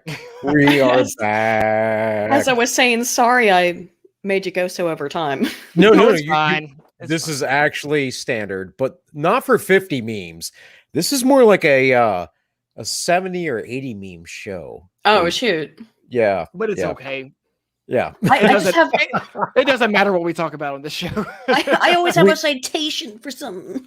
This is literally so I wanted this very structured show, and I originally had a friend I was trying to have like produce and co-host with me. Mm-hmm. And that didn't work out really quick because he just there is an invisible show that no one can watch. Maybe Tank has watched it because it's still on the YouTube. I have never watched anything. It's really bad, dude. So don't. But I wanted this really structured show. Anyways, this didn't work out for us either way. And then I reached out to Matt Christensen, and Tank heard it. He heard the call, and he rallied. He manned up. It's been my duty in life to be on the show. So here we are. And very cool. Very cool. Well, okay. And so our first show I structured, and he was like, yeah, maybe, whatever. And we did like another one that was less structured, but it was based on an article. He's like, I think we just need to talk about random stuff. I think we just have a random stream. This is all Tank. It works, by the way. I mean, like, it generally does. And until it gets too off the rails. It's good to have a loose structure, I would say. Because sorry, then you get someone like me on who'll be like, let me tell you about whatever. Well, go ahead. I was about to launch into something. Go ahead. No, I was just gonna say, well, that's what we're all about. That's all I was gonna say. So it's not important what I had to say. But yeah. Okay. Yeah. So Aydin, you said something that just made my heart flutter. Earlier when you talked about people not having the time or whatever to look into all this, scientific research and stuff, right? Yeah. And that resonates with me a lot because here recently I've decided that I am anti-science. And I said this to a guy who called in our show on the college train, and it just blew his. We didn't get to go into it because him and Bill got a big argument and yada yada yada. But I wanted to explain more. And I did not get a big argument. I shut that down, son. I was like, nope. I know what you are. Shut it down. Yeah. Here's the reason why I call myself anti-science, and I want you to tell me if you think I'm retarded for saying this. You use the R word. Yeah. So, like you were saying, people don't have the time, right? Most people don't have the time to look into whatever scientific thing. They don't have time to read studies, yada, yada, yada. And for most of the studies that maybe they do have time to read, probably doesn't even pertain to them or their everyday life, right? So normally what happens is the science happens somewhere in a university somewhere or whatever, if you're lucky. And then it gets disseminated through some journalist who's fresh out of college. and their interpretation becomes the way people. That's the diffusion of information, right? And usually it's a wrong or fucked up, or it doesn't matter. It ends up being more harm, not necessarily harm, but not worth the time it is to really look into this. So since I've kind of come to this realization, I'm more interested in people's intuition than anything they've read. I don't care about so much about what a study says. Some of them are interesting. It is what it is. Like Jonathan Haidt, you brought him. I'm interested in his stuff, but for the most part, it doesn't seem worth it. And I'm more curious with humans' experience and intuition and just their natural reaction to something. I don't know. What do you think about that? Does that seem weird? No, not at all. I think that's actually an increasingly common thing that everybody feels. And the thing about that you mentioned with the journalist stuff is, let me be really clear about my experiences with that, which is that you have to understand the way that this all works as a pipeline is that we're a bunch of nerds sitting in our ivory tower. We're completely removed from actual humanity in many ways. We're studying them like lab rats. I'm talking as social scientists, myself pretty much excluded because I'm not one anymore. But I still studied it and I worked in that field and I was trained in it and everything.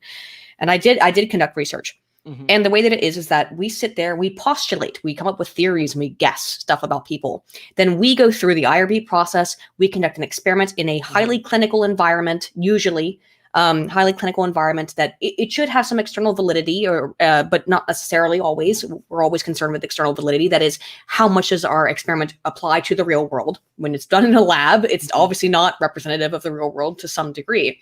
And then what happens is we put out, or social scientists put out, a data-based analysis based on what they observed in this experiment, which is highly statistical, full of data and numbers that most people who haven't been trained in this know how to interpret. And then some journalist comes in and reads the abstract, and the abstract is 250 words. It's the quick and dirty of what did we find in the study. Because the journalist is not trained in how to understand it. And then that journalist takes maybe something from the abstract and then publishes it as an article. And then millions of people read that journalist's interpretation of the article and believe whatever they said is fact, despite the fact that very frequently it had nothing to do with the article itself. And I say my personal experience here is that my advisors, one of her first studies was was someone published a news article on it, and they fundamentally did not understand her conclusions, nor did they understand her data, but they went and published it anyway. And so then she became known for publishing something that was not what her data actually indicated. And that's incredibly frustrating to scientists. But that's the reality of it, is that our data inherently are being interpreted by people who are not trained. And I don't know a better way to do this, by the way, unless you have people who are who have the credentials of scientists working as journalists and yet are not held to the ethical standards of scientists. Right. Because they're working as journalists. So kind of the heuristic, if we're going to use the word for today, that I go by, I've started to go by with a lot of this stuff, is like, because really we're all just trying to understand the world. I mean, anyone who's curious, that's what we're here. That's what we're here to do. Me as much as anybody, I suppose. So when I'm looking at the world, I go outside and I see the world, and I'm trying to understand how all these little pieces and parts move together and why we do the things we do. A lot of times I look at it from this perspective. We talk about diet and exercise and stuff on this channel a lot, and why nutrition in America is so fucked up. So like they can't get people in the military right now because our children are so weak. That's how messed up it is. I'm very weak, so I would, but I never. Well, no, that's not true. I almost joined the chair force, but that would have worked out fine. Well, I'm a little guy. I'm not a big guy. I don't pretend to be some like giant Hulk or anything like that. But I'm, even in my unfitness at this moment, I'm pretty fit compared to a lot of these kids, right? But one of the things that seems to be true, that seems we're starting to rediscover, I feel like, is some of how fucked up the American diet is. And everyone has this story. Everyone you talk, especially in the South, you talk to someone in the South, you'll hear some guy say, "Oh, these scientists are telling us to eat whatever they're telling us to eat." And my grandfather, he ate bacon and eggs every day, and he lived every day. And that's usually true. So do I.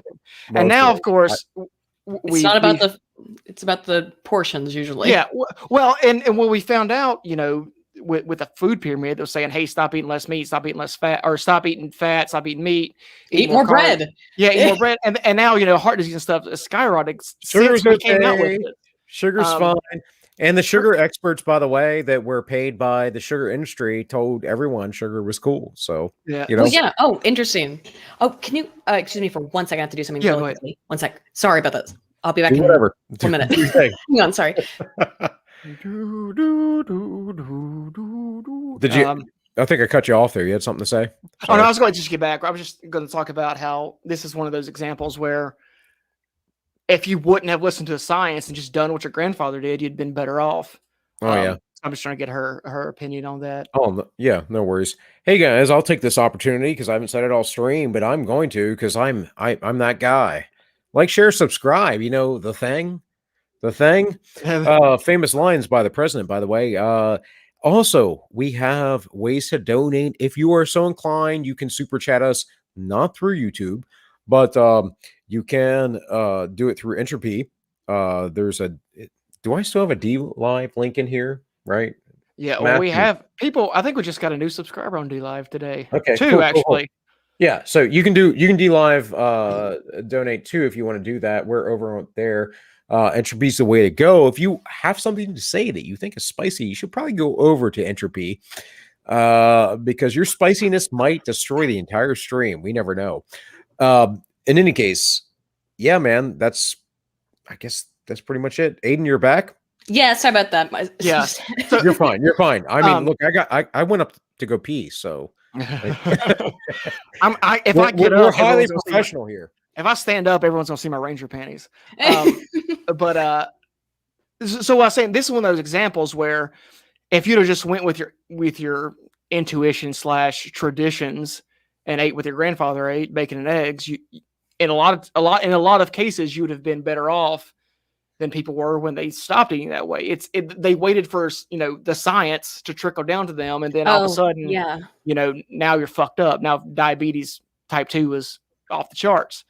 So I've been using that kind of outlook in life, for a little while anyway. And I just kind of want to get your opinion on what you think about this. Well, like traditional knowledge definitely has a important role to play because, our ancestors survived. Evolutionarily speaking, we should listen to some of the things that they did because they survived. They managed to eke it out. However, like some of these things are a product of surplus that we have probably never experienced before that we never have experienced before in all of human history of having access to not just technology, but things at our fingertips that were never available to our ancestors. And that's a big part of why I think obesity is a big issue. It's just that you want something, you can have it now. And it doesn't matter how indulgent, doesn't matter, how incredibly bad for you it is. If you're feeling like it, you can go get it. And you can go get an extreme version of it. I know I think it's closed now, but like the heart attack girl, and it's a meme in Las Vegas, is a perfect example of the hedonism of it, which is right. Well, yeah, we talk about this all the time. I mean, I talk about it for sure. Like, we are a decadent society. We have a society that has no limits because of our wealth, and not everyone is wealthy, but still we live in luxury. Like, even unless you live on the street, the majority of people who are overweight are also poor. Yeah, because of all the grain and sugar they eat, because that's what they were told to eat by the government. Not just what they were told to eat, but what's cheap for them. That is true. What's cheap? Yeah. Well, that's what's subsidized. It's actually quite by cheap. the government, Aydin. Yes, that's what's subsidized by the government. I mean, that's how it goes. Yeah, not lean meat, but chips and soda and cakes are subsidized when they really shouldn't be if you want people to eat healthy. Unfortunately, you only have so much ability, and I don't want the government to be involved in any of this, by the way. I agree. But that's what we do, right? So and that's kind of why I rail on I speak a lot about the experts, right? it's usually when the experts got involved, especially in the 20th century, and the experts were a breakaway from our traditional knowledge, is kind of when shit started getting fucked up. One of the, I kind of consider myself an environmentalist, and one of the environmentalists I read is this guy named Pentti Linkola, he was a Finnish fisherman, among other things. And unfamiliar, but I'm also interested in environmentalism. Yeah. So he started fishing in Finland in the 30s, and what he used to do was he'd pedal his bike to the bank, get in a paddle boat, he'd paddle out, he would catch some fish, whatever it was, he'd put it in a cardboard box, and he'd take it to market. That was how he made a living. Well, then some experts stepped in and said, actually, fish needs to be kept at a certain temperature or it's going to make people sick. So the way people had been eating it, for hundreds and hundreds of years, all of a sudden wasn't good enough anymore. And now the thing that took bicycle power and a rowboat now needs propylene glycol and diesel fuel and refrigerants and all kinds of other things. You know what's absolutely fascinating about that, completely related to it? Have you ever bought eggs in your life that were not refrigerated? No, never. Or except for like these guys down the street, Guess what? In the UK, nobody does that. Membrane on them, Aydin, still has the membrane, right?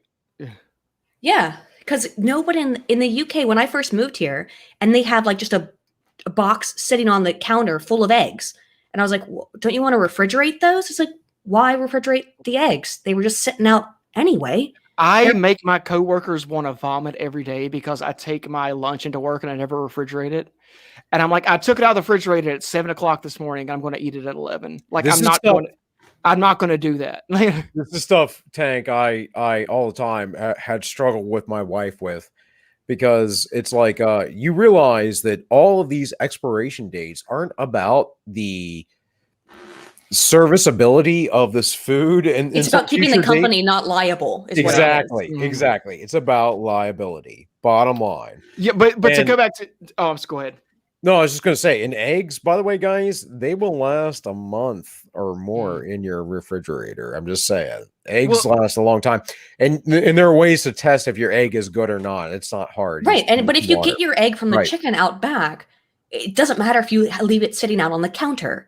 Know where the produce is coming from. Membrane. And if you know where your produce is coming from, it's not coming from halfway across the country. You don't have to worry about how fresh the egg is. You know how fresh it is. Yes. We advocate localism and breakaway societies. So there you go. Well, that goes back to what you're saying, Aydin, about traditional knowledge and how our ancestors did survive. If you took any one of us and dropped us off in the wilderness, we would probably die pretty quick. But our ancestors I would die very quickly. Yeah, our ancestors were able to forge civilization out of the wilderness, and they didn't have refrigeration. So obviously we can get by without it. And I'm not saying throw your refrigerator out. One of the things that fascinates me, it's something that sometimes it's one of those shower thought things, things that keep you up at night. How did early humans figure out how to make bread, that they could grind up this plant and make it into something else? It's all fascinating, but they had to figure that out through trial and error. We are incredibly privileged that we live in a society. I hate saying that, but we live in a society where that's been figured out. But then people also have this conception that you have to listen to labels on everything, and everything needs to be very precisely labeled out and things like that, when that's not how our ancestors lived. True. It is probably safer for the vast majority of people, I'll be honest, but also to live and die by labels is also probably not the best thing to do. Well, we got to the point where every time we create a technology, we decide we have to rely on it. It gets to the point to where it goes from we don't have this technology to this technology exists to now we don't know what to do without it. And that's kind of a problem too. People don't know how to pickle things. People don't know how to, forever when we didn't have refrigeration and we threw a bunch of salt in something and that I know. But we don't know how to do that anymore. We've lost a lot of this traditional knowledge. Oh yeah. When my grandmother, she got dementia, and when she was very old, my grandmother lived to be 103 or 104. And she lived through the Depression in West Virginia in outside Weirton, Wellsburg, the steel towns, which is very bad there. And when we moved her out of her old house, we found a shed or an underground cellar, full of pickled stuff, from 60 years ago, because at one point, everyone knew how to do that. And her from living through the Depression, she knew how to prepare food to last forever, basically. And that is a dying art. And for sure. There are a lot of homesteading YouTubers, though, you can watch that show these things. If you don't know them directly, you can find the information. But I agree with you, Aydin. It is a dying art. And people have to understand that this is how we lived until about 100 years ago. Yeah, not even though. Like my dad, who's in his 60s, born in the 50s, had to use an outhouse. Yeah, well, so did my dad. Yeah, I mean, when my dad was a little kid, growing up in rural West Virginia, had an outhouse. Yeah.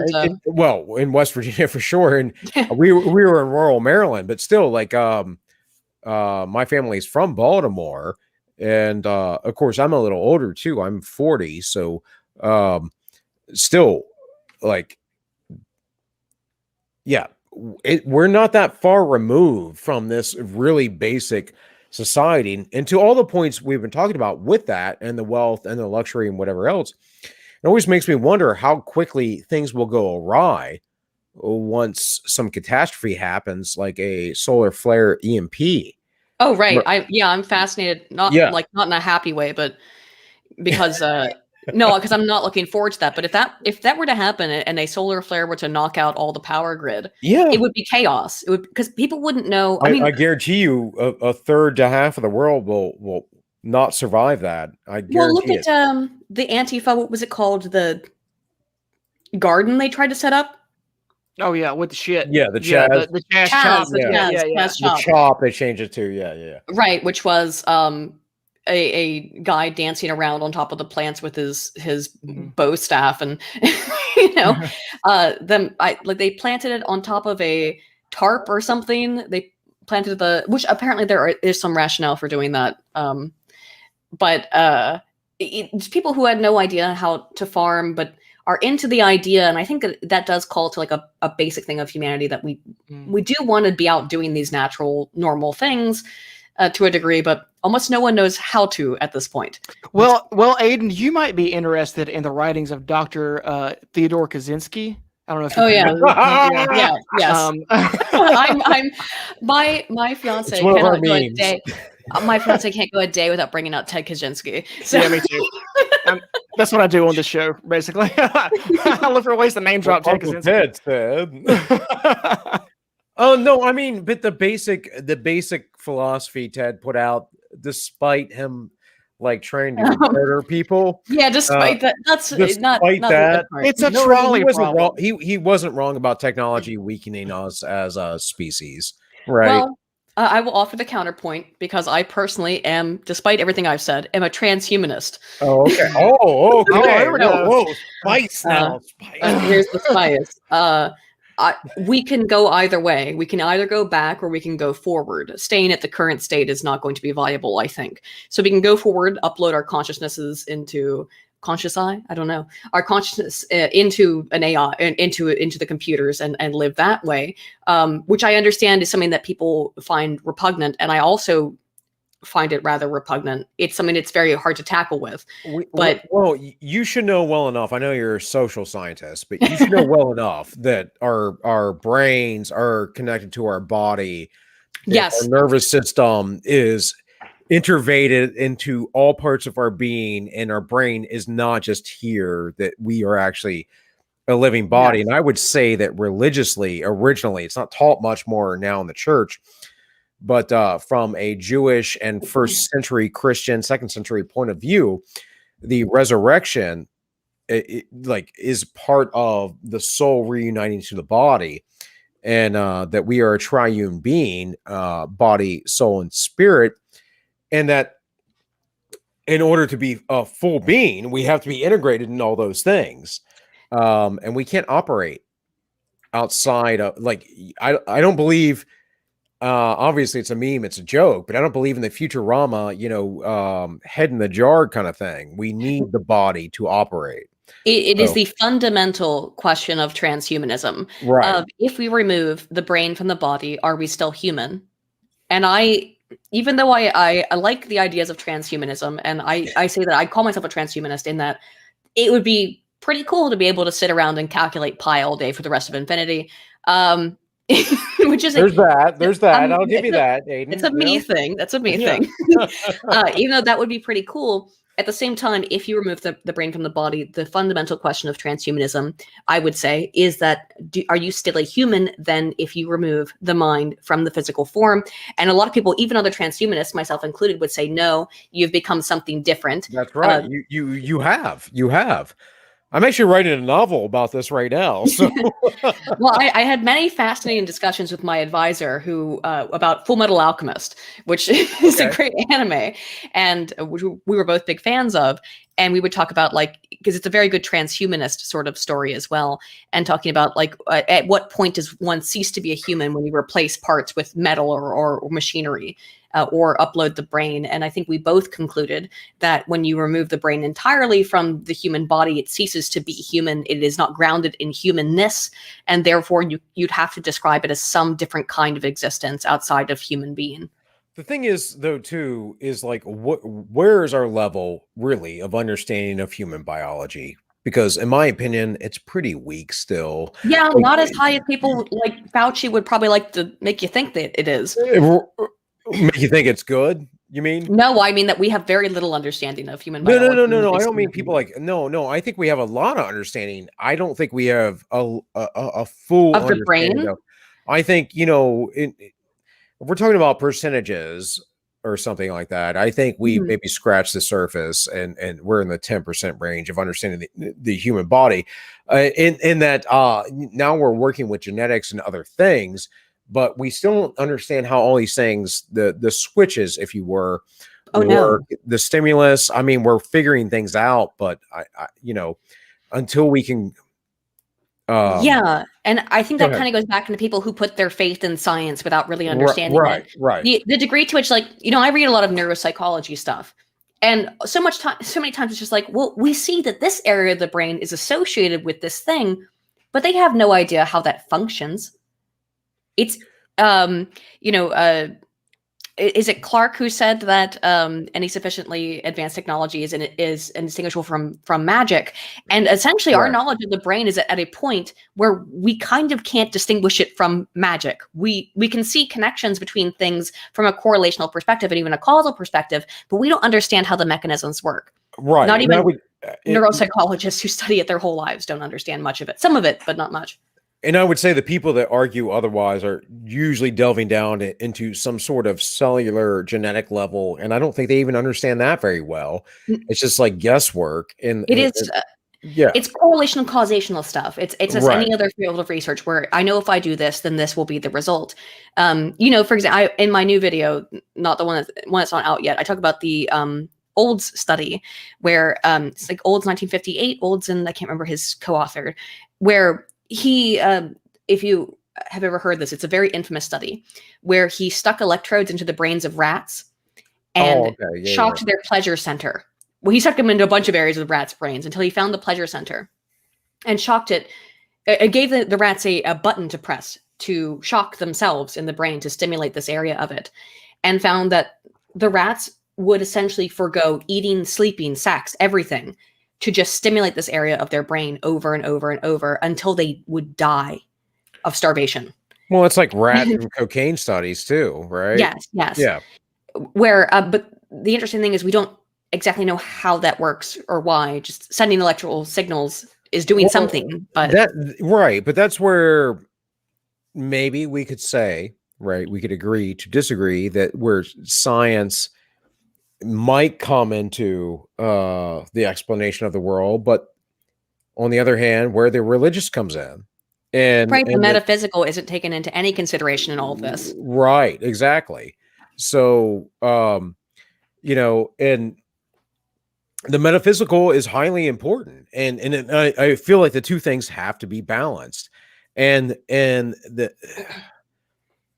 so we can talk about first principles, but also the mysticism, because all mysticism really is, guys, in my opinion, is something that we just don't understand or can't be explained. So I would explain to you, as I've said many a times in the past, that something like the angels in the Bible, well, angelos is just a Greek word for messenger, but the ethereal spiritual beings, well, you can just think them living on multiple dimensional planes you can't see, or interdimensional beings that can travel back and forth.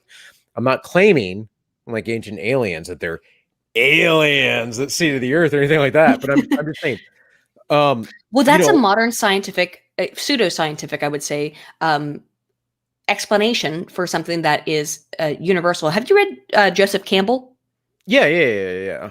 So, Campbell posits, and what I have always found fascinating is that these ideas that we find in one religion or the other, or in one tradition or the other, transcend cultural barriers. It is fascinating to me that as humans who are completely, for the most part, for 40,000 years of development, developed the same mythos in so many ways. The hero's journey, the same kind of ideas of a god. Why did we do that? You could come up with, I think there are rational reasons for why, maybe, but it's also quite difficult to explain. That gets into Heights and Peterson's kind of work, right? Yes. That gets into their field, and that, and I really appreciate those guys. I just explain it because I believe to a large degree of the tradition, but the tradition can be, again, explained in some sort of rational scientific manner. It's how we're conceptualizing things always in the end, right? So it's the idea of, I argue with an atheist, and they go, "Oh, you believe in the spaghetti monster in the sky?" And it's like, no, I don't. I don't think that God is anything like a human being or necessarily rational in our way, but I think that he's tried to communicate to us, and that we have parts of our brain that receive that. Well, for some people, apparently some people don't have that religious part of their brain, from what I understand. But in any case, we have these stories, though, telling us about human nature. And if anything is God, if it's not a true living being, a creator, then it is nature and the hierarchy, right? The fact of the material world in which we live in, and the laws of physics and everything else that go along with it. Just like I tell people, there are laws of economics, and they're like, "I don't think there are laws of economics." I'm like, well, that's demonstrable. No one in science has ever stated it that way per se, but trust me, there are laws of economics. Well, economics is demonstrable. Metaphysics is pretty subjective, and okay. Yeah, right. I'm always reminded, though, in this kind of discussion, of a line from National Lampoon's Radio Dinner album. Which is, make peace with your God, whatever you conceive him to be, Harry Thunderer or Cosmic Muffin. People conceive of God as whatever, and that's okay. But the idea that there is some kind of higher power appears to be actually quite helpful for people either way, in terms of their mental health and well-being. So I would say, I'm not telling people to be religious. I'm telling people to make peace with your God, whatever you perceive him to be, Harry Thunderer or Cosmic Muffin. So that is probably healthy for your psyche. That's all. Well, yeah. In Aydin, obviously, I wasn't railing against you. I was just oh no, I didn't think you were in any way. right. Making a rant, making arguments one way or another. Tank, you. No, I'm religious in my own. As I'm religious. I'm a Norse pagan, so okay. So that's that Cosmic Muffin bit, I suppose. But yeah. Tank's an Orthodox Christian. I'm just kind of I'm heterodox and everything, but so I'm a heterodox Christian. I'll put it that way. Well, I was raised a Lutheran, and I went to I had a terrible experience in middle school, going to a Catholic middle school where I got picked on mercilessly. Okay. And so then I had my edgy teenage years where I was like, fuck God doesn't exist. I had the whole atheist thing. Well, I fell away from the faith for a while, so wait, everyone does. Yeah. I want to. You just reminded me of something, Aydin. So you said you're Norse pagan, right? I've met a few guys that. Okay, let me think how to put this. I've met some people that are Norse pagan, and they fall in two camps, generally speaking. how do I word The this? Nazis is one, Well, maybe. Well, there are that, there are Yes. that, but I'm not. They're not necessarily those guys. They're not Nazi. They're not Nazis, Tank. They're just friends. They're no, white. your They're friend. usually like white supremacists, Well, because they believe you have to have a genetic line. there's That's not my camp. I'll put it Not like ours this. either. Yeah. There's guys that include very strong national bonds that do include the Nazis, and not necessarily to that point. And then I've seen these people that are like Nordic pagans against intolerance. That's And- kind of more my line, but Yeah. I get the feeling I don't agree with those people. By the way, from your Yeah, well, that's description. something like historically speaking, have the Norse pagans been a tolerant group of people? In terms of the people that I have spoken to, which include a bunch of I mean, the Vikings is what I'm saying. oh no, certainly not. Certainly not. Yeah, certainly not. that's what I was wondering. And I'm not hating. I mean, the Vikings are cool as shit. Don't get me wrong here. I'm just I see these guys that like with like the rainbow flag and they're Norse pagans, and I'm like, the Vikings weren't particularly a tolerant group of people. Ancestrally. Yeah, but there's nothing in the Eddas that is exclusionary towards any group or the other. That might be it. I just never. If you've read the pagan Eddas, North pagan Eddas, there's nothing in it that's exclusionary. Now, the argument could be very easily made that there is a genetic line, and that's why I got into Norse paganism, is because my dad did this big genealogy thing, and then like my great 45th great grandfather is Odin on it, because at some point it becomes mythology, right? Right.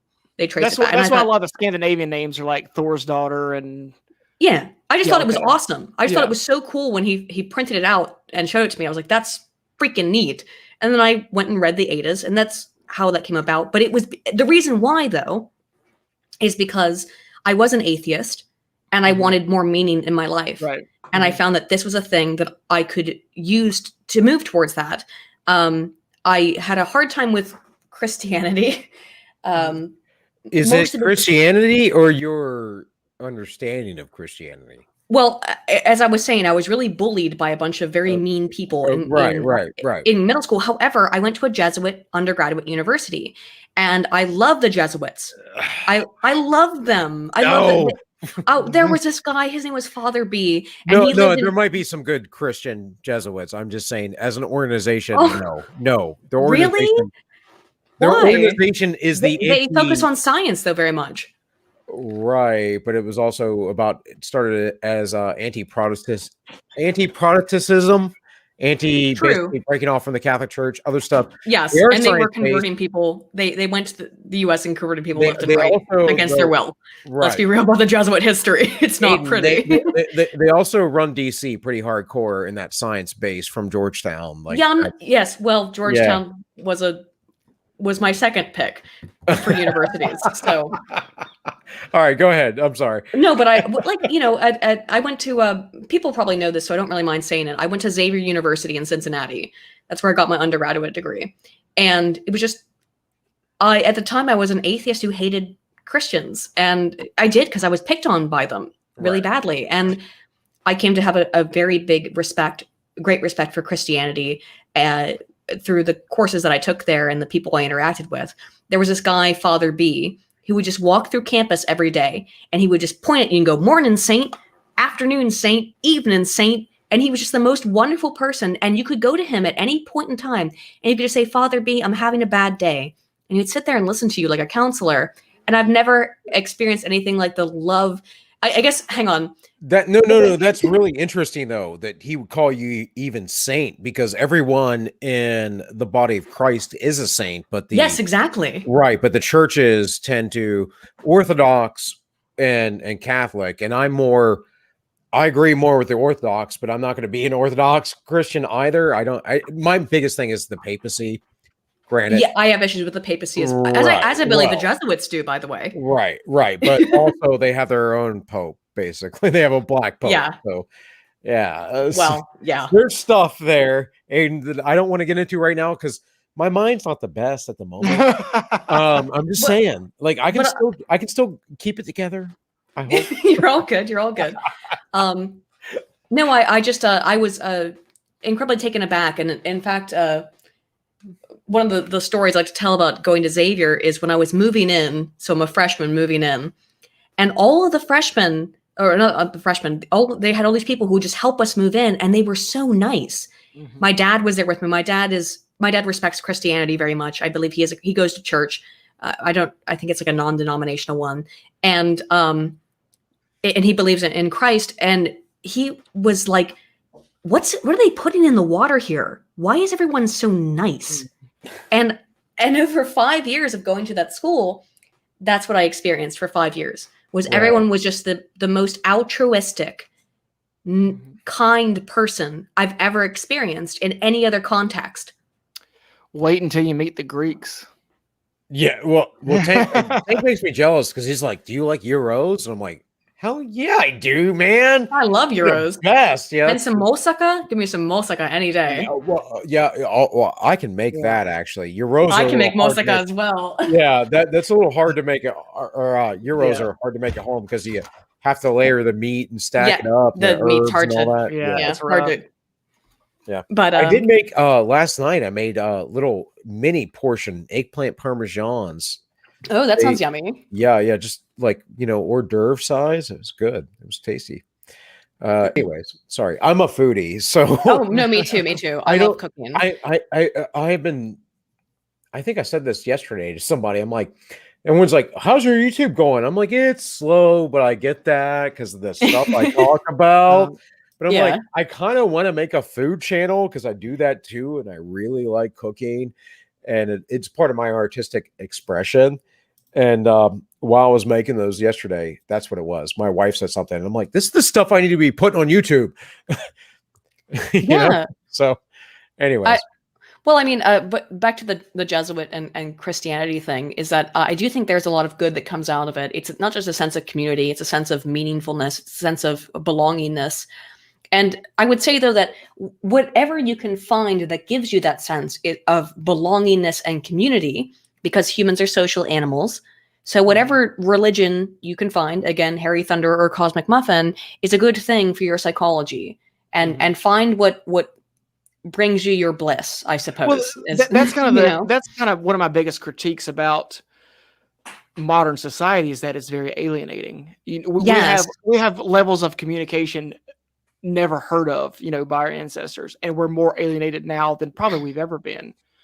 So anything that gets you closer to having some kind of somebody that you can call if shit gets rough is a blessing that not a lot of people have anymore. And that's good. However you get that, to me, is good. If I was Norse pagan, I would want to be on a boat pillaging things, but everyone has their. It's not a part of the Eddas in terms of it's not anything. Well, also that's a problem. We don't know a whole lot. It's what we know about Norse paganism was written down by Icelandic Christian priests. Well, right. Yeah, I've heard this. Yeah. I don't know enough about it, but I've heard people. I know it's kind of a trend right now going around with people. Maybe I remember you saying this some years ago. Like I said, unfortunately, I haven't watched your channel as much. I'm sorry. No, don't worry about it. I'm new here, so don't feel bad. No, I don't. I'm more or less joking, but still, I'm just saying. Could you tell the audience, because I am a Christian and I believe in Christianity, but at the same time, could you tell the audience what your religious beliefs are? Because I do believe in the right to religious freedom, and I think the early Christians, if you read their writings, would believe in the same thing. So just would you be okay with espousing some of the tenets? I guess. The tenets, the first and foremost tenet of Norse paganism, otherwise known as Asatru. It is a lot of names, but Asatru gets involved in some white supremacy stuff that I completely disavow. I would say those guys. You understand the problem with being into this and being also not a white supremacist and being I think anyone can believe in this stuff. It's up to you. Is hospitality. They have noble virtues, right? Mm-hmm. I'll read them off. By the way, hospitality is a Christian principle. It is as well, and Buddhist.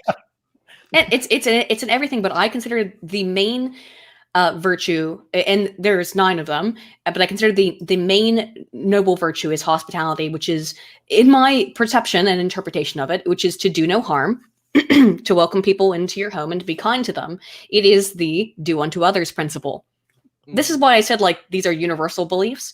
They can call themselves by different names, but religions we find across the world tend to have these same virtues. So they're not. Yeah, I would agree with that. Go ahead. My thing is because, so obviously there are arguments for this or against this or whatever. For me, this is in a way a proof of a God, right?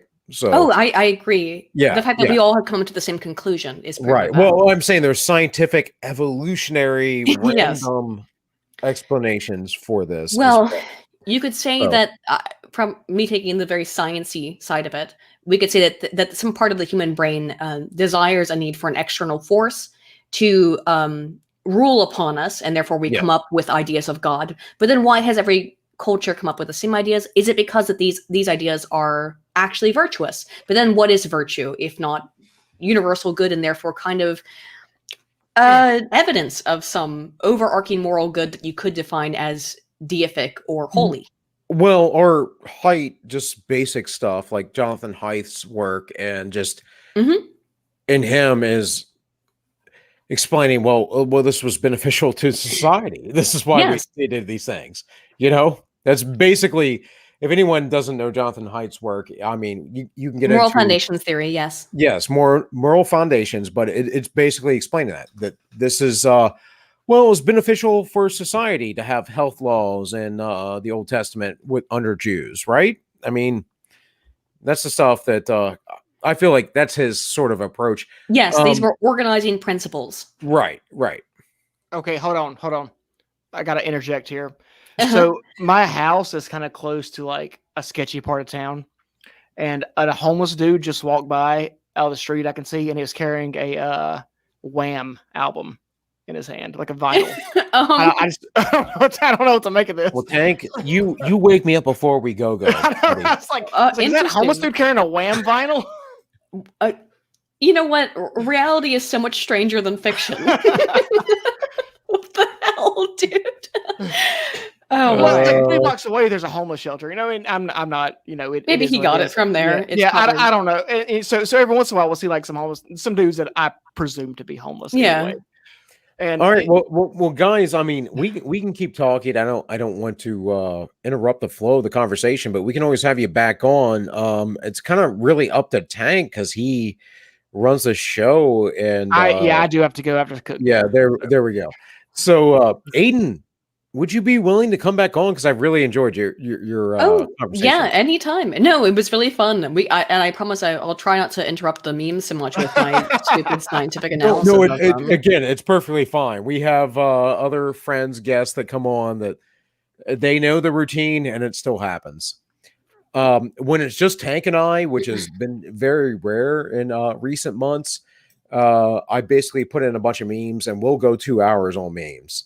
So, oh heck yeah, dude! Yeah. Anytime you want someone to hang out with. Well, I've liked your channel for a long time, and fortunately or unfortunately for Yiz, I guess, but she was trying to have you on, and that time thing didn't work out, and I just got on her chat, and she's like, "Oh, come in," or whatever it was, whatever happened that day. Yeah, right. I forgot about that. Yeah. So, again, it was I actually don't remember what was the issue that day either, but yeah, I recall the issue. I don't know. I misscheduled Matt Christensen, and did I misschedule? Who else did I misschedule? Kit Cope, who's a 4-time world Muay Thai champion, former UFC fighter, who I know personally. Misscheduled him like twice, and then the third time his phone broke, and so absolutely no problem. Yeah, no. I'm just saying things happen. I mean, for me, like I'm. Sometimes I have weird things that pop up, but usually I'm cool to go. And yeah, it was really nice talking to you guys and nice meeting you. Yeah, thanks. Yeah, no, I appreciate it, but yeah, I don't know. Tank, any parting shots? I guess we're gonna do toenail painting OnlyFans now. So if anyone's interested, Oh right, in that, yeah. Everyone sign up for the toenail painting OnlyFans. Yeah, we'll probably start it out like $5.99 a month, and we'll just see how it goes.